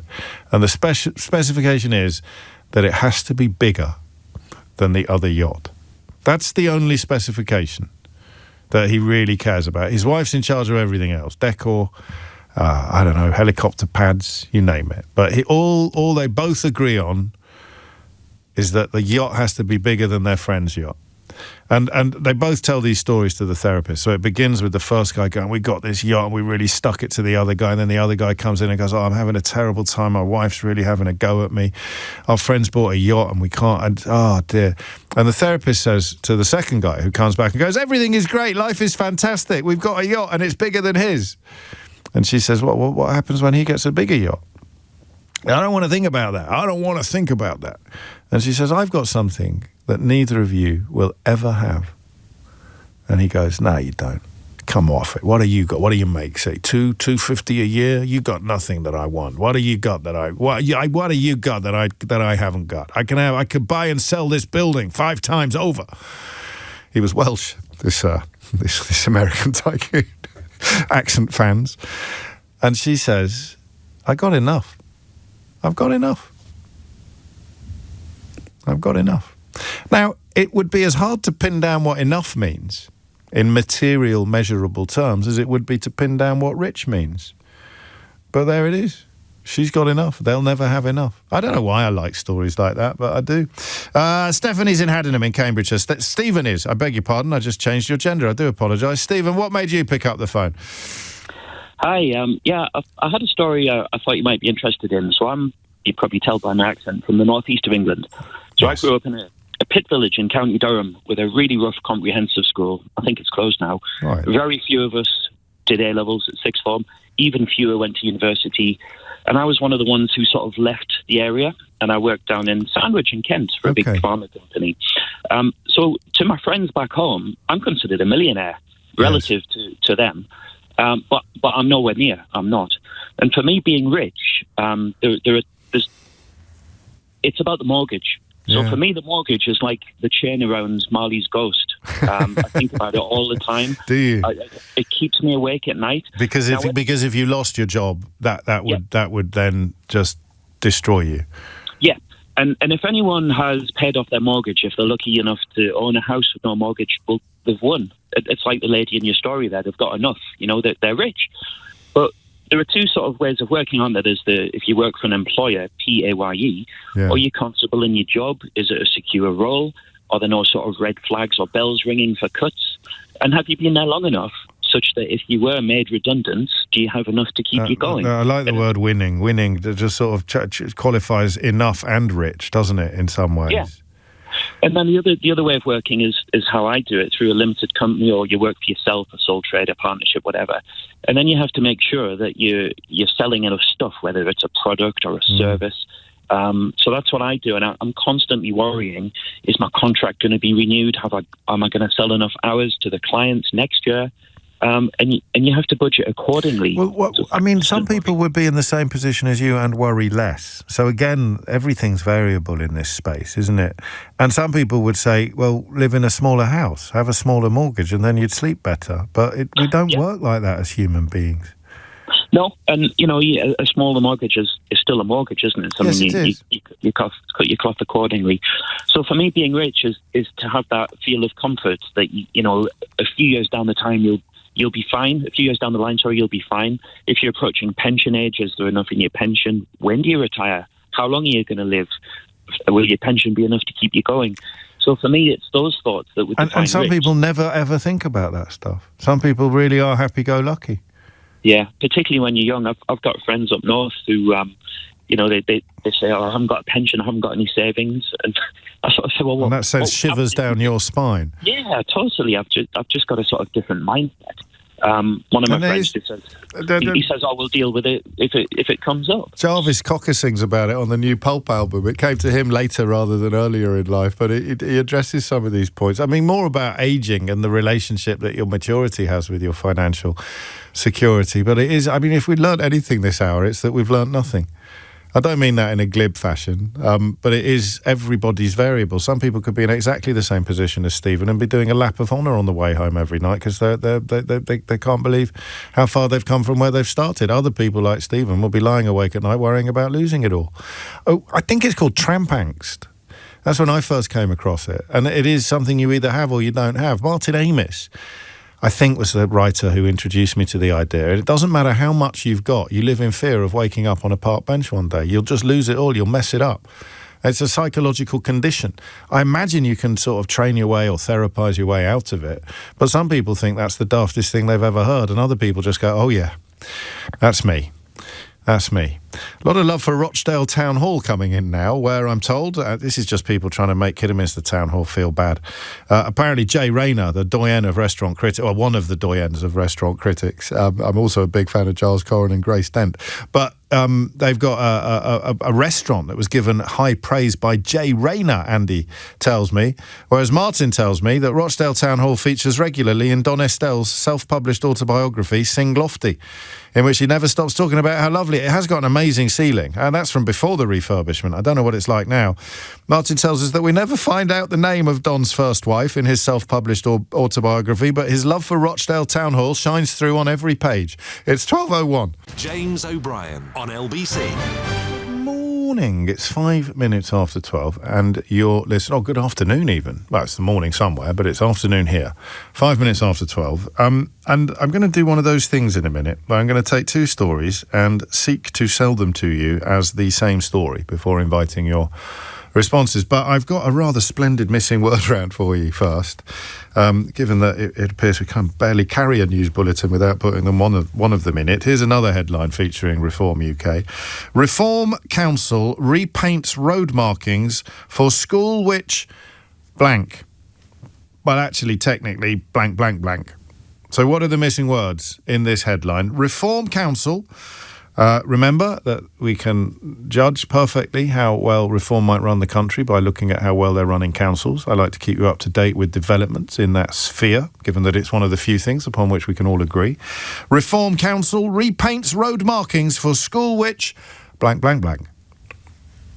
What do you think? What do you think? Do you want to have a go filling the blanks? Reform Council repaints road markings for school which... blank, blank, blank. And I will hopefully remember to share that with you before the end of the hour. I've got another story linked to those clowns as well, which even by their standards, it's pretty disgusting to go after special needs children. But I told you they were going to, and today they have. But the stories that I want to knit together, I think they work really well next to each other. But at first glance, you might not agree. I think... and it ties in a little bit with that lovely call from Rochdale. What was that lovely lady called in Rochdale? What was that? Was it Julie? Debbie? That notion of authenticity or the real you. Thinking that the real you is the person putting in a 60-hour week and treating your family to various things and paying prices, like not being there as much as you might have wanted to be when your husband was taken ill. That's the real me. That's the real Debbie. But actually, that wasn't the real Debbie. The real Debbie is on a fraction of that income and making completely different life choices, and therefore feels much happier. Who is the real you? Who is the real you? And why aren't you the real you? You can't answer either of those questions unless you've come out the other side. And there are two stories in the news today about people who've come out the other side. One is about women and one is about men. And I think they describe almost identical journeys, albeit on rather less, perhaps, serious stakes. So 1 in 3 middle-aged women divorcees say they are much happier after they split from their ex-husbands. You'd possibly hope the figure would be higher, but remember, this is saying much happier, and there'll be various stages of ambivalence and mildly happy. But many of them, with decades of healthy life still ahead, speak of the relief and excitement that they felt after the divorce. Survation have undertaken this polling, and they said many spoke about finally having a chance to become the women they always wanted to be. This sense of moving into a better next chapter was often heady and exciting. One woman, identified only as Pat, aged 55, said she hit rock bottom after having an affair, but she's since come into her own post-divorce. I want other women, she said, to know that my rebirth, my return to my true self post-divorce has been an amazing experience. I am now so much happier. I want to know how you've changed, because I talked in the last hour. I don't know why I've woken up this morning fascinated by this stuff, but I have, and here we are. Here I am now, straining to make you as interested in the stuff I'm interested in, despite the fact that it's not going to be appearing on any front pages anytime soon, as I currently am. But do you remember in the last hour when I said to you, can you train yourself to feel differently about things? Can you, almost become a better person or become a more rounded person? If you can train yourself to care less about material trinkets or material possessions that you don't need, but you think you really, really want, you train yourself to want them less, you will be happier, won't you? And almost by definition, I think that's why Debbie's call touched so many people. You don't care as much about those things. Therefore, in a way, if the last fella could train himself to care less about I don't know, is it healthy, is it responsible to care less about your financial security? That way perhaps penury and bankruptcy lies. But you understand what I mean. A good therapist would help you, or even a hypnotherapist would help you to get things in perspective. I'm worrying endlessly about something that I don't want to worry about. I know that I need to worry about it a bit, but it's impacting my mental health. It's keeping me awake at night. You must be able to change. We know that you can change. So I find change, personal transformation, absolutely fascinating. Of all the sort of subjects that are not necessarily hard news that we discuss together, change is the thing that fascinates me most, and not just because I'm a massive David Bowie fan. And so that's the story about women, looking at divorce, allowing you to become your true self. And listen, I'm not drawing a big black line between these two stories. Obviously, many men will feel that they've only become their true selves, or they were only able to become their authentic selves after divorce, after getting out of their marriage. But I want that bit of the conversation to be about women, because that's what the research is into, and how divorce changed you, to your own surprise, almost what you discovered about yourself, which maybe had been there before, but marriage had somehow, or society's, in either marriage per se, or society's requirements of marriage. There's a hideous article in the Telegraph. I know that's dog bites man territory, but there was a particularly hideous article in the Telegraph the other day about somebody bemoaning his wife's lower social status. And I mean, it's not beyond the realms of possibility that it was largely made up. But one of the reasons why he attacks his wife, I'll read you the paragraph. Despite having a full-time job, just like her mother, my wife spends much of her precious free time cleaning our suburban home, when I'd rather be out on the town, at art galleries or concerts, or poring over the weekend newspapers. I'll tell you what, pal, help her clean the home, or pay for a cleaning lady, and take her to an art gallery next weekend. There you go, job done, checks in the post, marriage guidance available between 10 and 1 every day on LBC. It's a hideous article under the headline "Marriage Diaries, I Married Beneath Me." Even by the unhinged headline standards of the Daily Telegraph, that's an ugly one. And I know it will apply to men as well, but I'm interested in how you particularly if you're a little bit older than me, then marriage kind of came with a set of instructions, didn't it? That line there from that hideous article about approaching marriage, even though you had a full-time job and your mum didn't, you would still shoulder the massive burden domestically. You'd still shoulder the massive majority of the domestic burden. I think that's probably still true in most households, regardless of your age, but men are getting better. Just because your man might not be doesn't mean that the rest of us aren't trying, or a lot of us are getting a lot better. If you both work, then you have to train yourself not to step over piles of clothes at the bottom of the stairs, or leave unironed baskets next to the ironing board. You can do it yourself, all of these things. But marriage for women of a certain generation came with a set of expectations and instructions that were built and assembled in a completely different era, when you weren't going to work. So that would be your mum's era, perhaps. So divorce, I'm going to be a little bit soppy now. Divorce set you free, right? Just tell me how it changed you, the divorce. 0345 606 0973. And then we come to the men. And this is research, not from pollsters, but from Samaritans, where men reveal that if it wasn't for social judgment, and by that, you'd be tempted to say of other men, but I don't think it is just other men. I think women are sometimes responsible for imposing expectations of masculinity on men. But men would live very different lives if they weren't so frightened of being judged. And the things, now, right, you can snigger now. The more insecure you are about your own masculinity, I would suggest the more likely you are to snigger now. The more likely you are to scoff. I can usually tell from my inbox when men have very fragile self-image, very fragile ideas of their own masculinity. They're usually the men that they might flirt with homophobia, or make sort of really odd homoerotic comments about Sadiq Khan and me when he comes into the studio. These are men who are sort of terrified about what they might find if they ever dug into their own psyche properly, or their own masculinity. And those men are the ones most likely to snigger at what I'm about to say. Someone who is built like Jack Reacher, or if you don't read Lee Child novels, built like the proverbial brick outhouse, but is completely comfortable in their own skin, is going to nod sagely at what I'm about to say. Somebody who is terrified of their own shadow is going to snigger.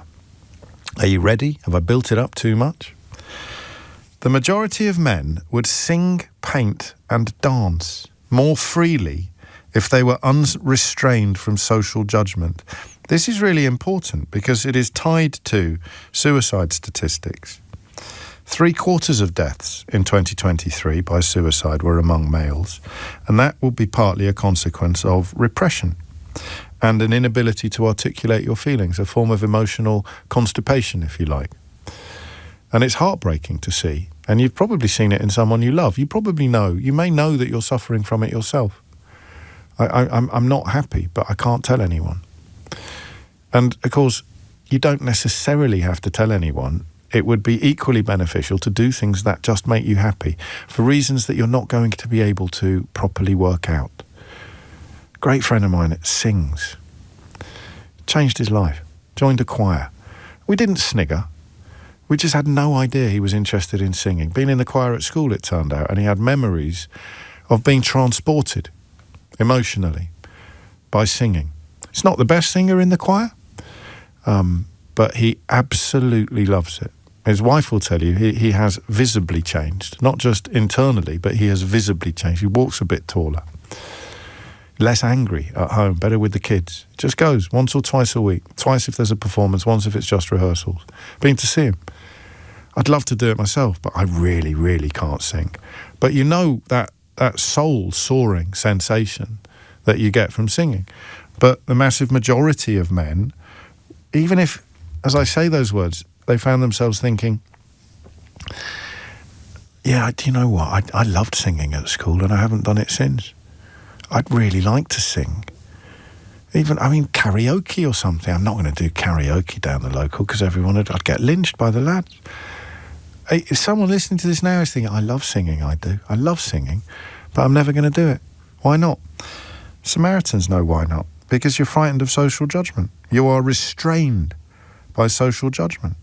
The other things we do is fake interest in sport, exaggerate how much alcohol we drink, and, as I said, fight shy of doing things that we kind of know we'd love to do, but we won't do them because we're frightened of what other people might say. Dancing, singing, painting.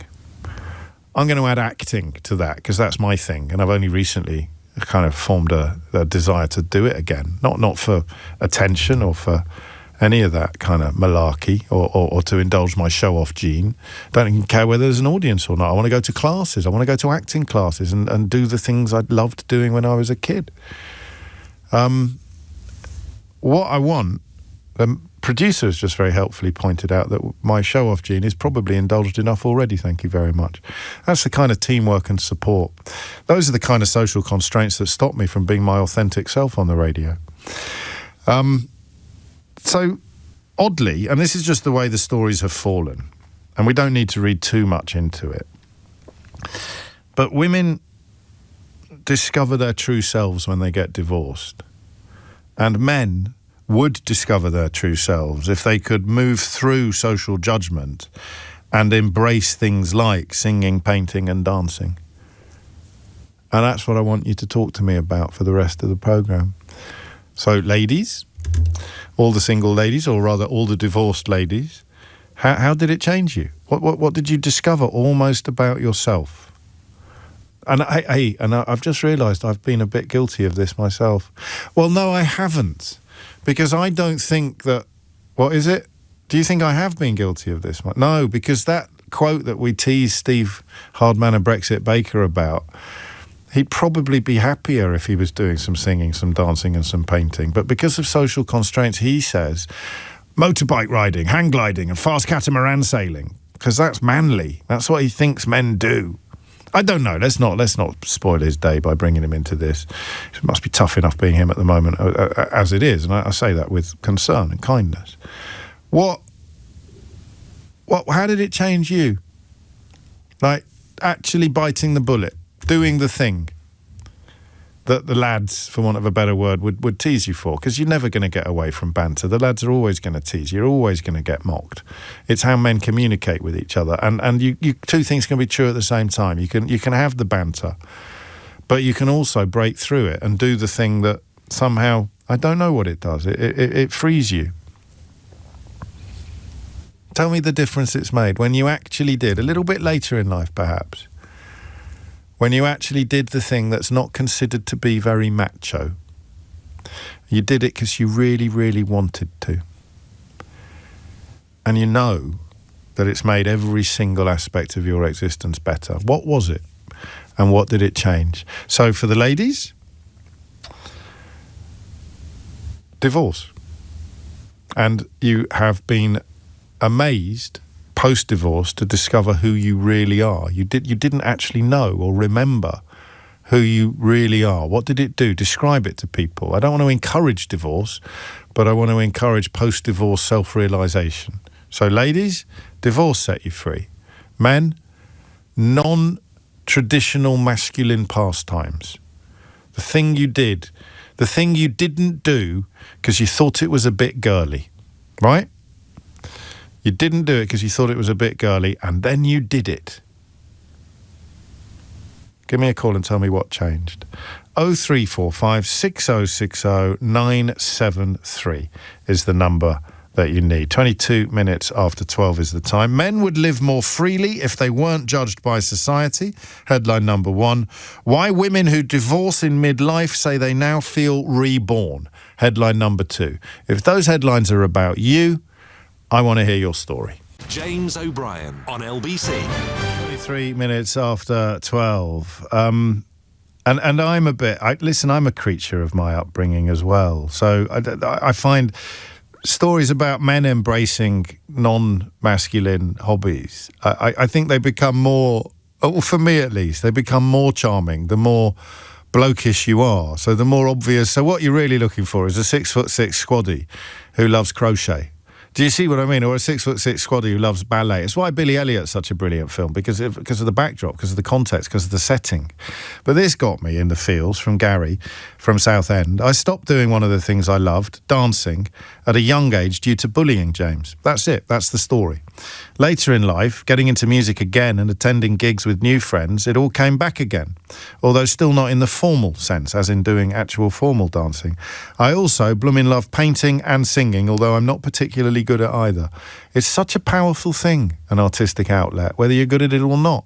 And yet men in particular are discouraged from indulging it. We see it as... I think Karen has reminded me, didn't Boris Johnson... Did he call Keir Starmer a girly swat? And that's what you're talking about. I think he did. Anyway, your story. So for ladies, it's divorce. For men, it's non-masculine pastime. Sandy's in Colchester. Sandy, what made you pick up the phone? Hello, James. Hello. It brought back so much of how I felt when I divorced. The freedom that I felt was immense. And it was finding my creativity, exactly what you've been talking about. Oh, you're going for both. You're going double bubble. Yeah, lovely.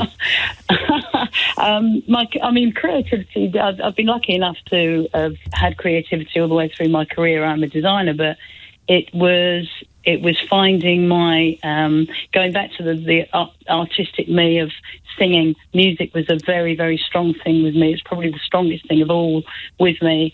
And my husband had said right back in the day, if you go into this, if you go into music, if you push yourself to go forward into music, it will be the end of us. Really? Why do you think he did that? Possession. I was young. He was older than me by quite a number of years. Okay. I didn't realise at the time that was a kind of mind game play, and it was subtle. And I just thought, oh crikey, you know. So he didn't want you to do. He didn't want you to do something that he didn't have control over. Correct. Yeah, correct. So I let that go, and when I divorced, the first thing I did when I bought my house in Colchester, I got the local newspaper on the Friday, and on the Wednesday I was at the local open mic. I was singing my heart out, and I've never looked back. That's incredible, isn't it?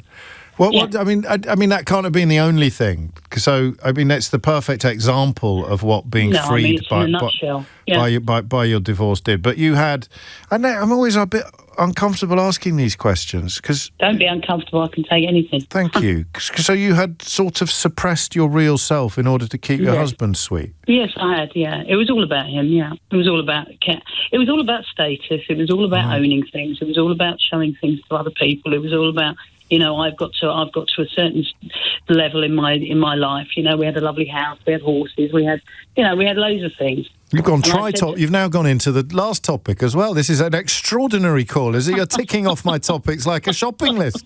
Incredible. That's why I called you, because I thought I've got a little bit of everything in there. You certainly have.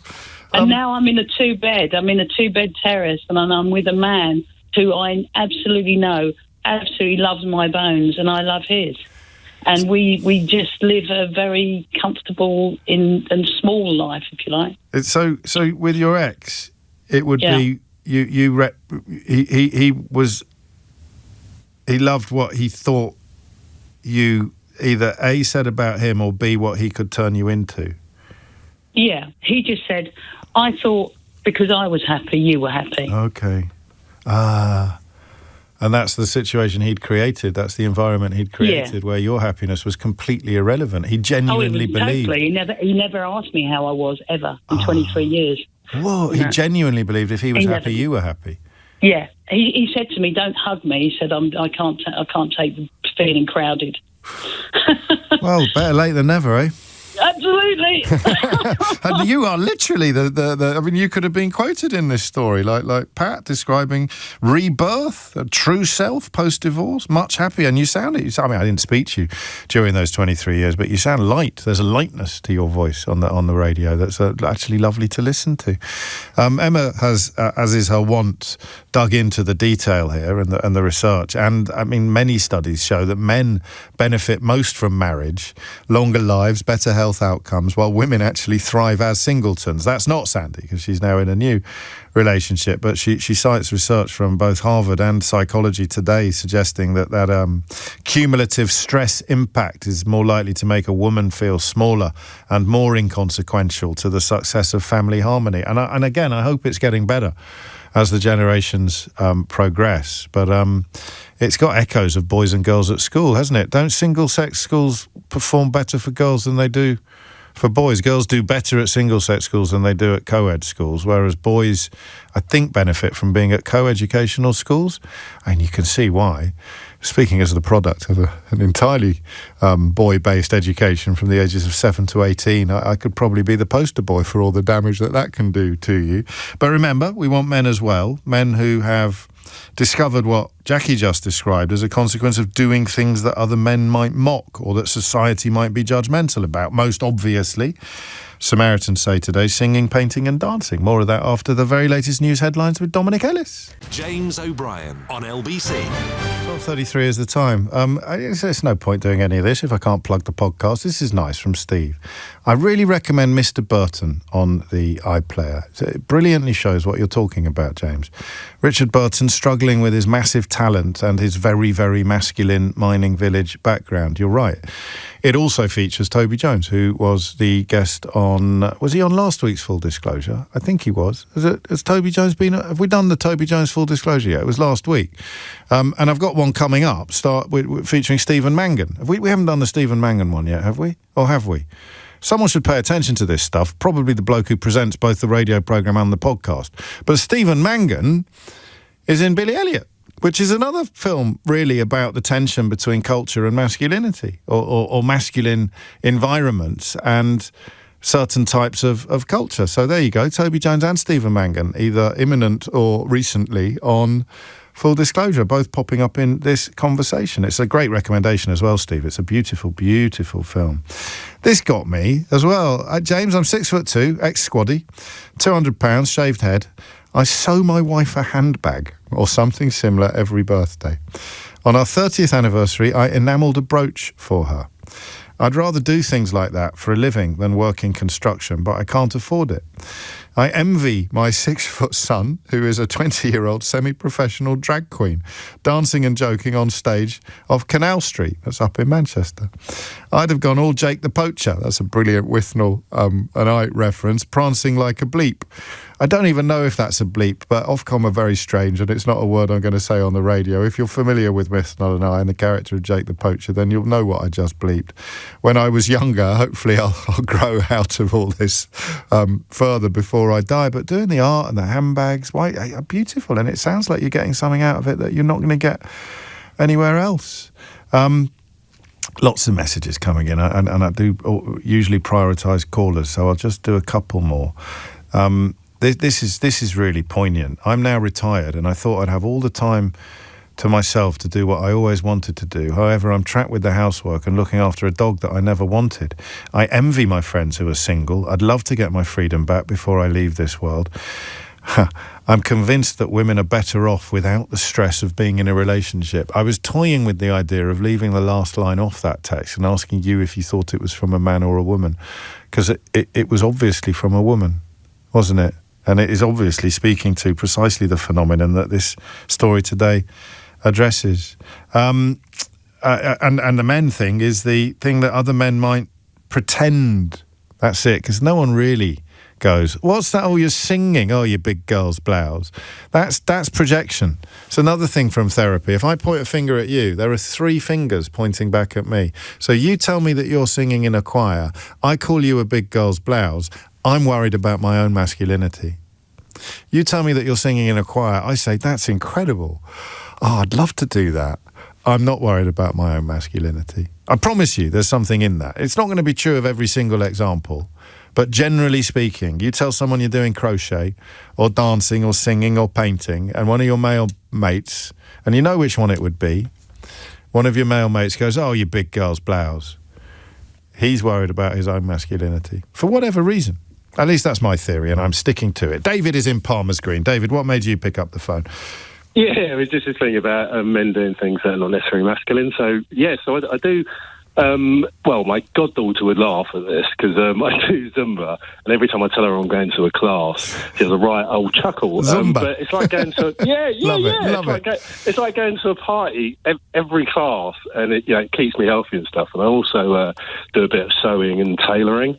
And I used to be into this stuff a long time ago, and then I kind of stopped it when I started working in a bit of a corporate environment. And then sort of when I left that environment, it was like, right, I'm just going to do things which make me happy, irrespective. And I tell everybody, what I do now. I used to do the bit of dance and stopped it because of rugby, because I did an anterior cruciate ligament. Oh, okay. So not because the rugby team were ribbing you, but because you'd actually knackered your leg. No, not at all. No, not at all. There's nothing like that. But I'm kind of like later in life, so I'm sort of 61, and I've kind of just thought, do you know what? It doesn't really matter. I'm just going to go out and do things that I enjoy. Yes. And going to the class is just, it really is. The environment is fantastic.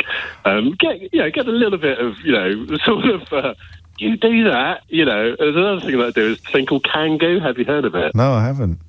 Oh, right. You'll have to look it up, James. It's like you got these boots which are a bit like ice skating, the actual top of the boot, but then underneath there's like a rubber sort of spring thing, and you kind of bounce around to music. And you're getting something out of that you wouldn't get from going to the gym. It's doing something different from other forms of exercise. Yeah, well, that's the reason why I did it, because I started going to the gym thinking, right, I'm getting to an age where I need to keep the bones moving and everything. Yeah. And I hated it. I hated doing the weights. So it's absolutely boring. And luckily, the gym I went to at the time had these classes on. So I thought, do you know what? I'm going to try one of them. And I went in there, and at first you could see everybody looking around because it's predominantly, there was 1 or 2 males, but the majority female. But then after the second lesson, it was just the norm. Because I went, kind of. But you know, mate, I don't take this the wrong way, because I don't see how you possibly could. But you sound, even in this conversation, you are supremely comfortable in your own skin. Oh yeah. You just are. No. And so what you would get is with somebody who would. Been, though, I think I was going to say, I bet you always have been, because somebody who would come at you now and say, oh yeah, have you got a leotard, have you, or do you wear leggings, or so, and some of it might be funny, it would, but someone whose banter had a bit of an edge to it, that would be the man who wasn't comfortable in his own skin. That would be the man who would be far too embarrassed to do what you've done, but it didn't cross your mind to be embarrassed, as far as I can tell. James, it keeps me healthier, and I feel a lot healthier than a lot of my peers, so and you're very supple as well, aren't you? Well, I bet you can. Depends on what range you're using. You can bite your own toenails, I heard. David, take care. I love it. And why wouldn't you want to be more like David, as opposed to the bloke going, oh, flipping out, he goes to Zumba. You know I'm right. And listen, because I know I sometimes can be a little bit curt and short. But if you are kind of Idiot's Corner territory and you're listening to this with a slightly wry smile, thinking, oh, Lordy, I know he's right and he means me, you don't have to be like that. Go and do it. Sign up. Go and do the class. Seriously. And you'll probably stop sending bilious texts to radio presenters you've never met. You just find a little bit more warmth and happiness inside yourself by doing something that engenders warmth and happiness, whether it's Zumba or painting or crocheting or enamelling brooches. Nassim says, I can't believe how happy David sounds about the things that he does. That's what this stuff does to you. It releases endorphins. And all exercise releases endorphins, but if you're not bored rigid, you're going to be having a much happier time than you are when you are. Graham is in Holmes Chapel. Graham, what made you pick up the phone? Hi, James. Hi, great to talk to you. Likewise. So when I was young, I went to a man's man kind of school. Yes. I was, and it was a very big rugby playing school. Right, so you and me both. I was 6'3", 18 stone. You were regarded as a god. Yeah, but second row, were you, or a prop? Yes. Straight in. But when I was 13, just over, I lost the eyesight in my right eye in an accident. Oh, man. Which, yes, it's a long time ago, but it's suddenly I couldn't do any contact sports. Right. And, you went from sort of hero to zero at school. Oh. So I was off school for quite a long time. Right. So when I came back, the teams had changed and all the rest of it as well. But I couldn't do any contact sport. So I started having private singing lessons. Oh. I'd been brought up in a church-going family. I'd always sang. Yes. So I had lessons. I took part in a prestigious national competition. Lovely. And came second, which there was people from all over the country. Yeah. But none of the guys at school knew about it until the headmaster announced it in assembly. And then, yes, you can imagine. Well, I can and I can't. It could have gone the other way, but I sense it didn't, did it? No, it was the abuse, both, verbal and physical. Because suddenly you were... little choir boy. Well, how old are you? What now? Yeah. 62. Okay, so you didn't get... It wasn't like little Aled Jones or someone like that was big, no. But it would have been. If you were 10 years younger, it would have been, wouldn't it? It would, yes. So you knocked it on the head, I bet, did you, to avoid... Yes, I stopped completely. Anyway, when I was 30, I was nagged by a little old lady at church to join a choir. And I said, no, that's not for me. And then she turned up with an application form. Well, no, it got better because she arrived with an application form for the Halle in Manchester, the orchestra. And so I said, yes, Emily, I'll do that. Anyway, I didn't do it. So she, a few weeks later, she said, how did he get on? And I said, Emily, I can't lie to you. There's no way I'm going to get into there. So I said, I didn't do anything about it. So she said, I thought you'd say that. So she'd actually filled in the form this time. Oh, what a lovely lady. Yeah. And stamped it, and she held on to it as I signed it. And much to my surprise, I got in. She'd heard you sing in church, had she? Yes, she had. There you go. Okay, that's the missing bit of the jigsaw. She knew. She knew. There we go. Now she'd been a chorus master. She was sort of respected all over the country. So I ended up singing with them for just short of 30 years. Wow, and that's top end, isn't it? I mean, you'd have played in some big venues. Did the proms 9 times. Been on 14 recordings. Sung in all because of Emily. Switzerland, and all because of that. So what got knocked out of you at school got vivified, got resurrected by Emily. Yes, and just in a briefly, because of the timing only, because I could listen to you all day. But briefly, what difference does it make to you? Oh, it's my escape. Yeah. I don't sing with them any longer. Sure. I sing with a local choir. I've thoroughly enjoyed it. Just singing, I would sing anywhere. Yeah. It's such a cruelty to have robbed you of that at a young age, isn't it, in many ways? And I know, I bet the lads who were responsible for it don't even remember, because the next week they'd have moved on to someone else for wearing glasses or having a Madonna poster on their desk or something like that. But it was taken from you, and you got it back. And it was sort of better the next time round, without doubt. Oh, what a lovely story, Graham. Thank you. And if that isn't the very essence of social judgment, then what is? You know, that terror. Because in school, everything is a petri dish, isn't it? Everything is magnified, particularly at the kind of school Graham and I went to. Well, I presume he was boarding, but even if he wasn't, the intensity of encounter. And that is social judgment times 10. And it took it away from him for 20 years. But my Lord, what a lovely story of getting it back. James O'Brien on LBC. 49 is the time. This is nice. Olive writes, this is such an uplifting hour, just what the doctor ordered. And Dan, on a similar theme, after all the unpleasantness of the political landscape at the moment, this chat on finding art, music, etc. again is wonderful. So joyous to hear people doing something they love.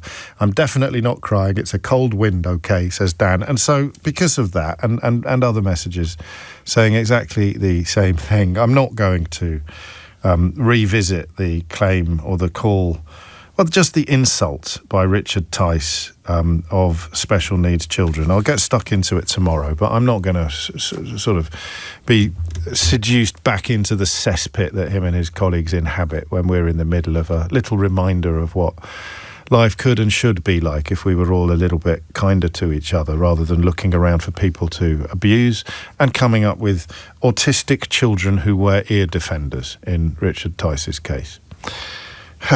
Anyway, and speaking of that lot, missing word round, Reform Council repaints road markings for school which... blank, blank, blank. Anybody? Few of you got it correct, or close enough, not necessarily the exact words. Reform Council repaints road markings for school which closed in 2016. And remember, on the only perhaps occasion I've ever agreed with Nigel Farage, if you want to know what they'd be like running the country, have a look at how they're running councils.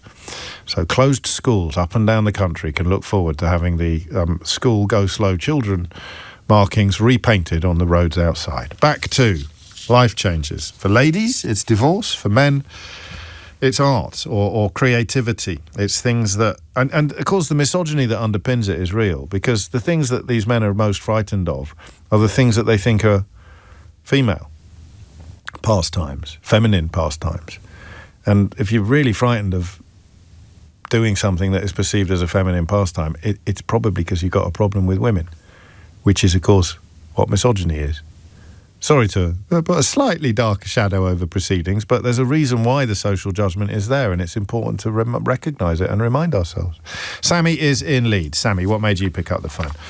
Made me pick up the phone because in some way, I thank my ex-husband for divorcing me.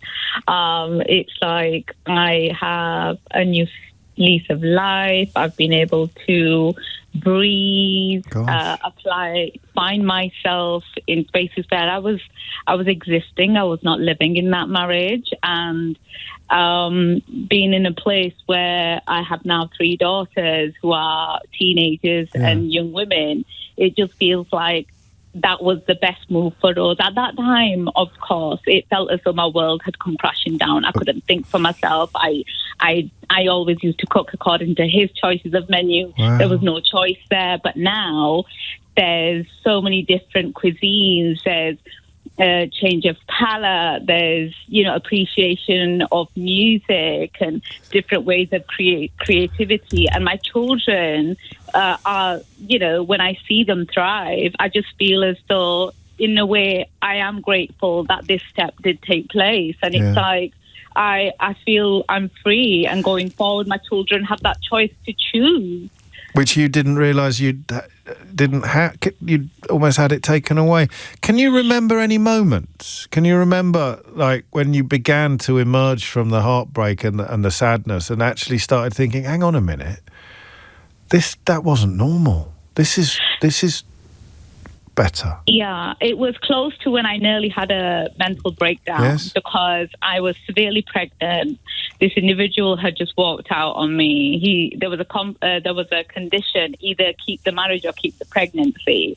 And I was like, I can't do it. Yeah. I cannot do it. And because of that cultural sort of pressure from him, not from society, from him, where all of a sudden he grew this religious sort of conscious that there was this pressure on me to have a boy. And the ultimatum of that was either terminate the pregnancy or save your marriage. And for me, it was as though because I had no outside sort of support, I was just in this space where he was the one who was just telling me everything how to do, and I didn't have an opinion. I didn't know what to do, but something inside me did not sit well, where I was expected to just go, have a termination, come back and just get on with the cooking and the cleaning and get on with my part-time job and just be... So he broke it. He'd got you conditioned, brainwashed, gaslit, whatever you want to call it, but there was a straw that could break. There was one push too far that you could not resist pushing back against. Because, and I think that came from my teenage years, where I'd stood up to my father in the past against domestic violence, against my mother, and I just felt like, well, I think that person was still alive somewhere, but because this person had put me, I was seeing it from a mother's perspective, not a wife's perspective, because he was saying to me to get rid, and I just thought, how will I live with myself, regardless of... So, say, for example, if I did go with determination, that would mean getting pregnant again, trying for another baby, get the scan, it's not a boy, same cycle. And I thought, do I really... And I just thought, do I really want this? To do that. And I wasn't thinking straight. And you're worthless in that. You're worthless in that equation. You're just 100%. A womb on legs. Exactly. And when he walked out, I just thought, I don't know what to do. But then the locks got changed because it was his house. I had to leave that property. It was hard. Oh, but when I look back on it, I just think to myself, do you know what? I am now living life on my terms. I am embracing my culture, my religion on my terms. There's no sort of, I have an opinion. My daughters have an opinion. They are their own individual ladies. And there is no right or wrong. Whatever it is, we'll figure it out. And start what outsiders think of how we dress, what we say. We do have an opinion. It is valid. We do matter. And if you've got an issue with anything that we have to, that's a you issue, not an us issue. Whoa! That's just magical. Good for you. Well, no, what a terrible thing was that. That makes me sound like I'm sort of patting you on the head and saying, well done, like a low-level entry, but I'm not. I'm just a bit... It's fine. I'm a bit lost for words, because I don't think either of us were expecting quite all of that to come pouring out, were we? No, but I think sometimes things need to be said. You just need to be transparent and say, That's okay, so it right. happened. You're I'm so not right. living in the past. I'm living my life. I'm embracing it, and I'm celebrating life. And it's shining out of every syllable you're saying. Where would you be now if you'd stayed? What would your life be now if you'd stayed? If I'd stayed right now, it would have been, oh my goodness me, I can guarantee you I would have had he would have had a second wife. I would be expected to co-live with her. I would have been not have a voice, just be quiet, just cook and clean. Don't answer back. Don't say he could. I think because I've always been the why child growing up as well. I've always been curious to know why are certain things the way that they are, and I just want to learn. And if it doesn't sit well with me, the answer does not sit well with me, I'm going the other way, and you can go that way. And that we can agree to disagree. But individuals like him, he would have just posed his ideology onto me, and I would have to accept it. And my children, that cycle would have continued, where my daughters would have felt trapped and suffocated, and that would have been a bigger tragedy. You're fantastic, and I don't know that we'll ever know for sure or be able to count them, but you would have just inspired some people listening to this, Sammy.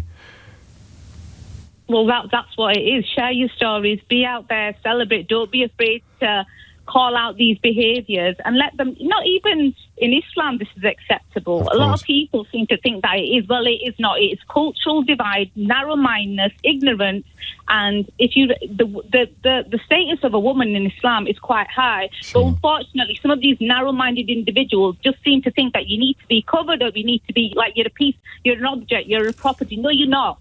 You are a human being who has feelings, who has thoughts. So have your own life. You don't need to be living in a man's shadow to tell you your worth. And you don't need to be a Muslim to feel that you are living in a man's shadow. But exactly. no, well, like the other women who've rung in this hour, who are from different backgrounds, but many of your experiences would intersect almost perfectly. I'm so glad we did this today. We nearly didn't. But if there'd been any doubts at all at 5 minutes to 1 about whether or not it was the right thing to do, you would have just smashed them to smithereens, Sammy. But they weren't, because all the calls have been extraordinary and a real privilege to sit here and host things. Just one little correction. It was David Cameron who Boris Johnson called a girly swat. So I stand completely by my observation that men who are actually uncomfortable or frightened or fragile with regards to their own masculinity are precisely the ones that would try to use femininity as an insult when dealing with other men. They're also often very, very promiscuous, such men, because they've got something to prove to themselves. How lovely to talk to men who've got nothing to prove to themselves and to women who have proved extraordinary things to themselves and the people around them. If you missed any of it, I do urge you to listen back on Global Player or the LBC app, where you can stay up to date on the top stories and opinions, put your news categories in the order you want, and pause and rewind live radio, because some days you might just want to check your ears and be sure that what you think you just heard actually happened. The podcasts are there as well, including James O'Brien Daily, best bits of this show, and Full Disclosure, featuring, is it Toby Jones this week? Has anyone checked? It's Toby Jones. Download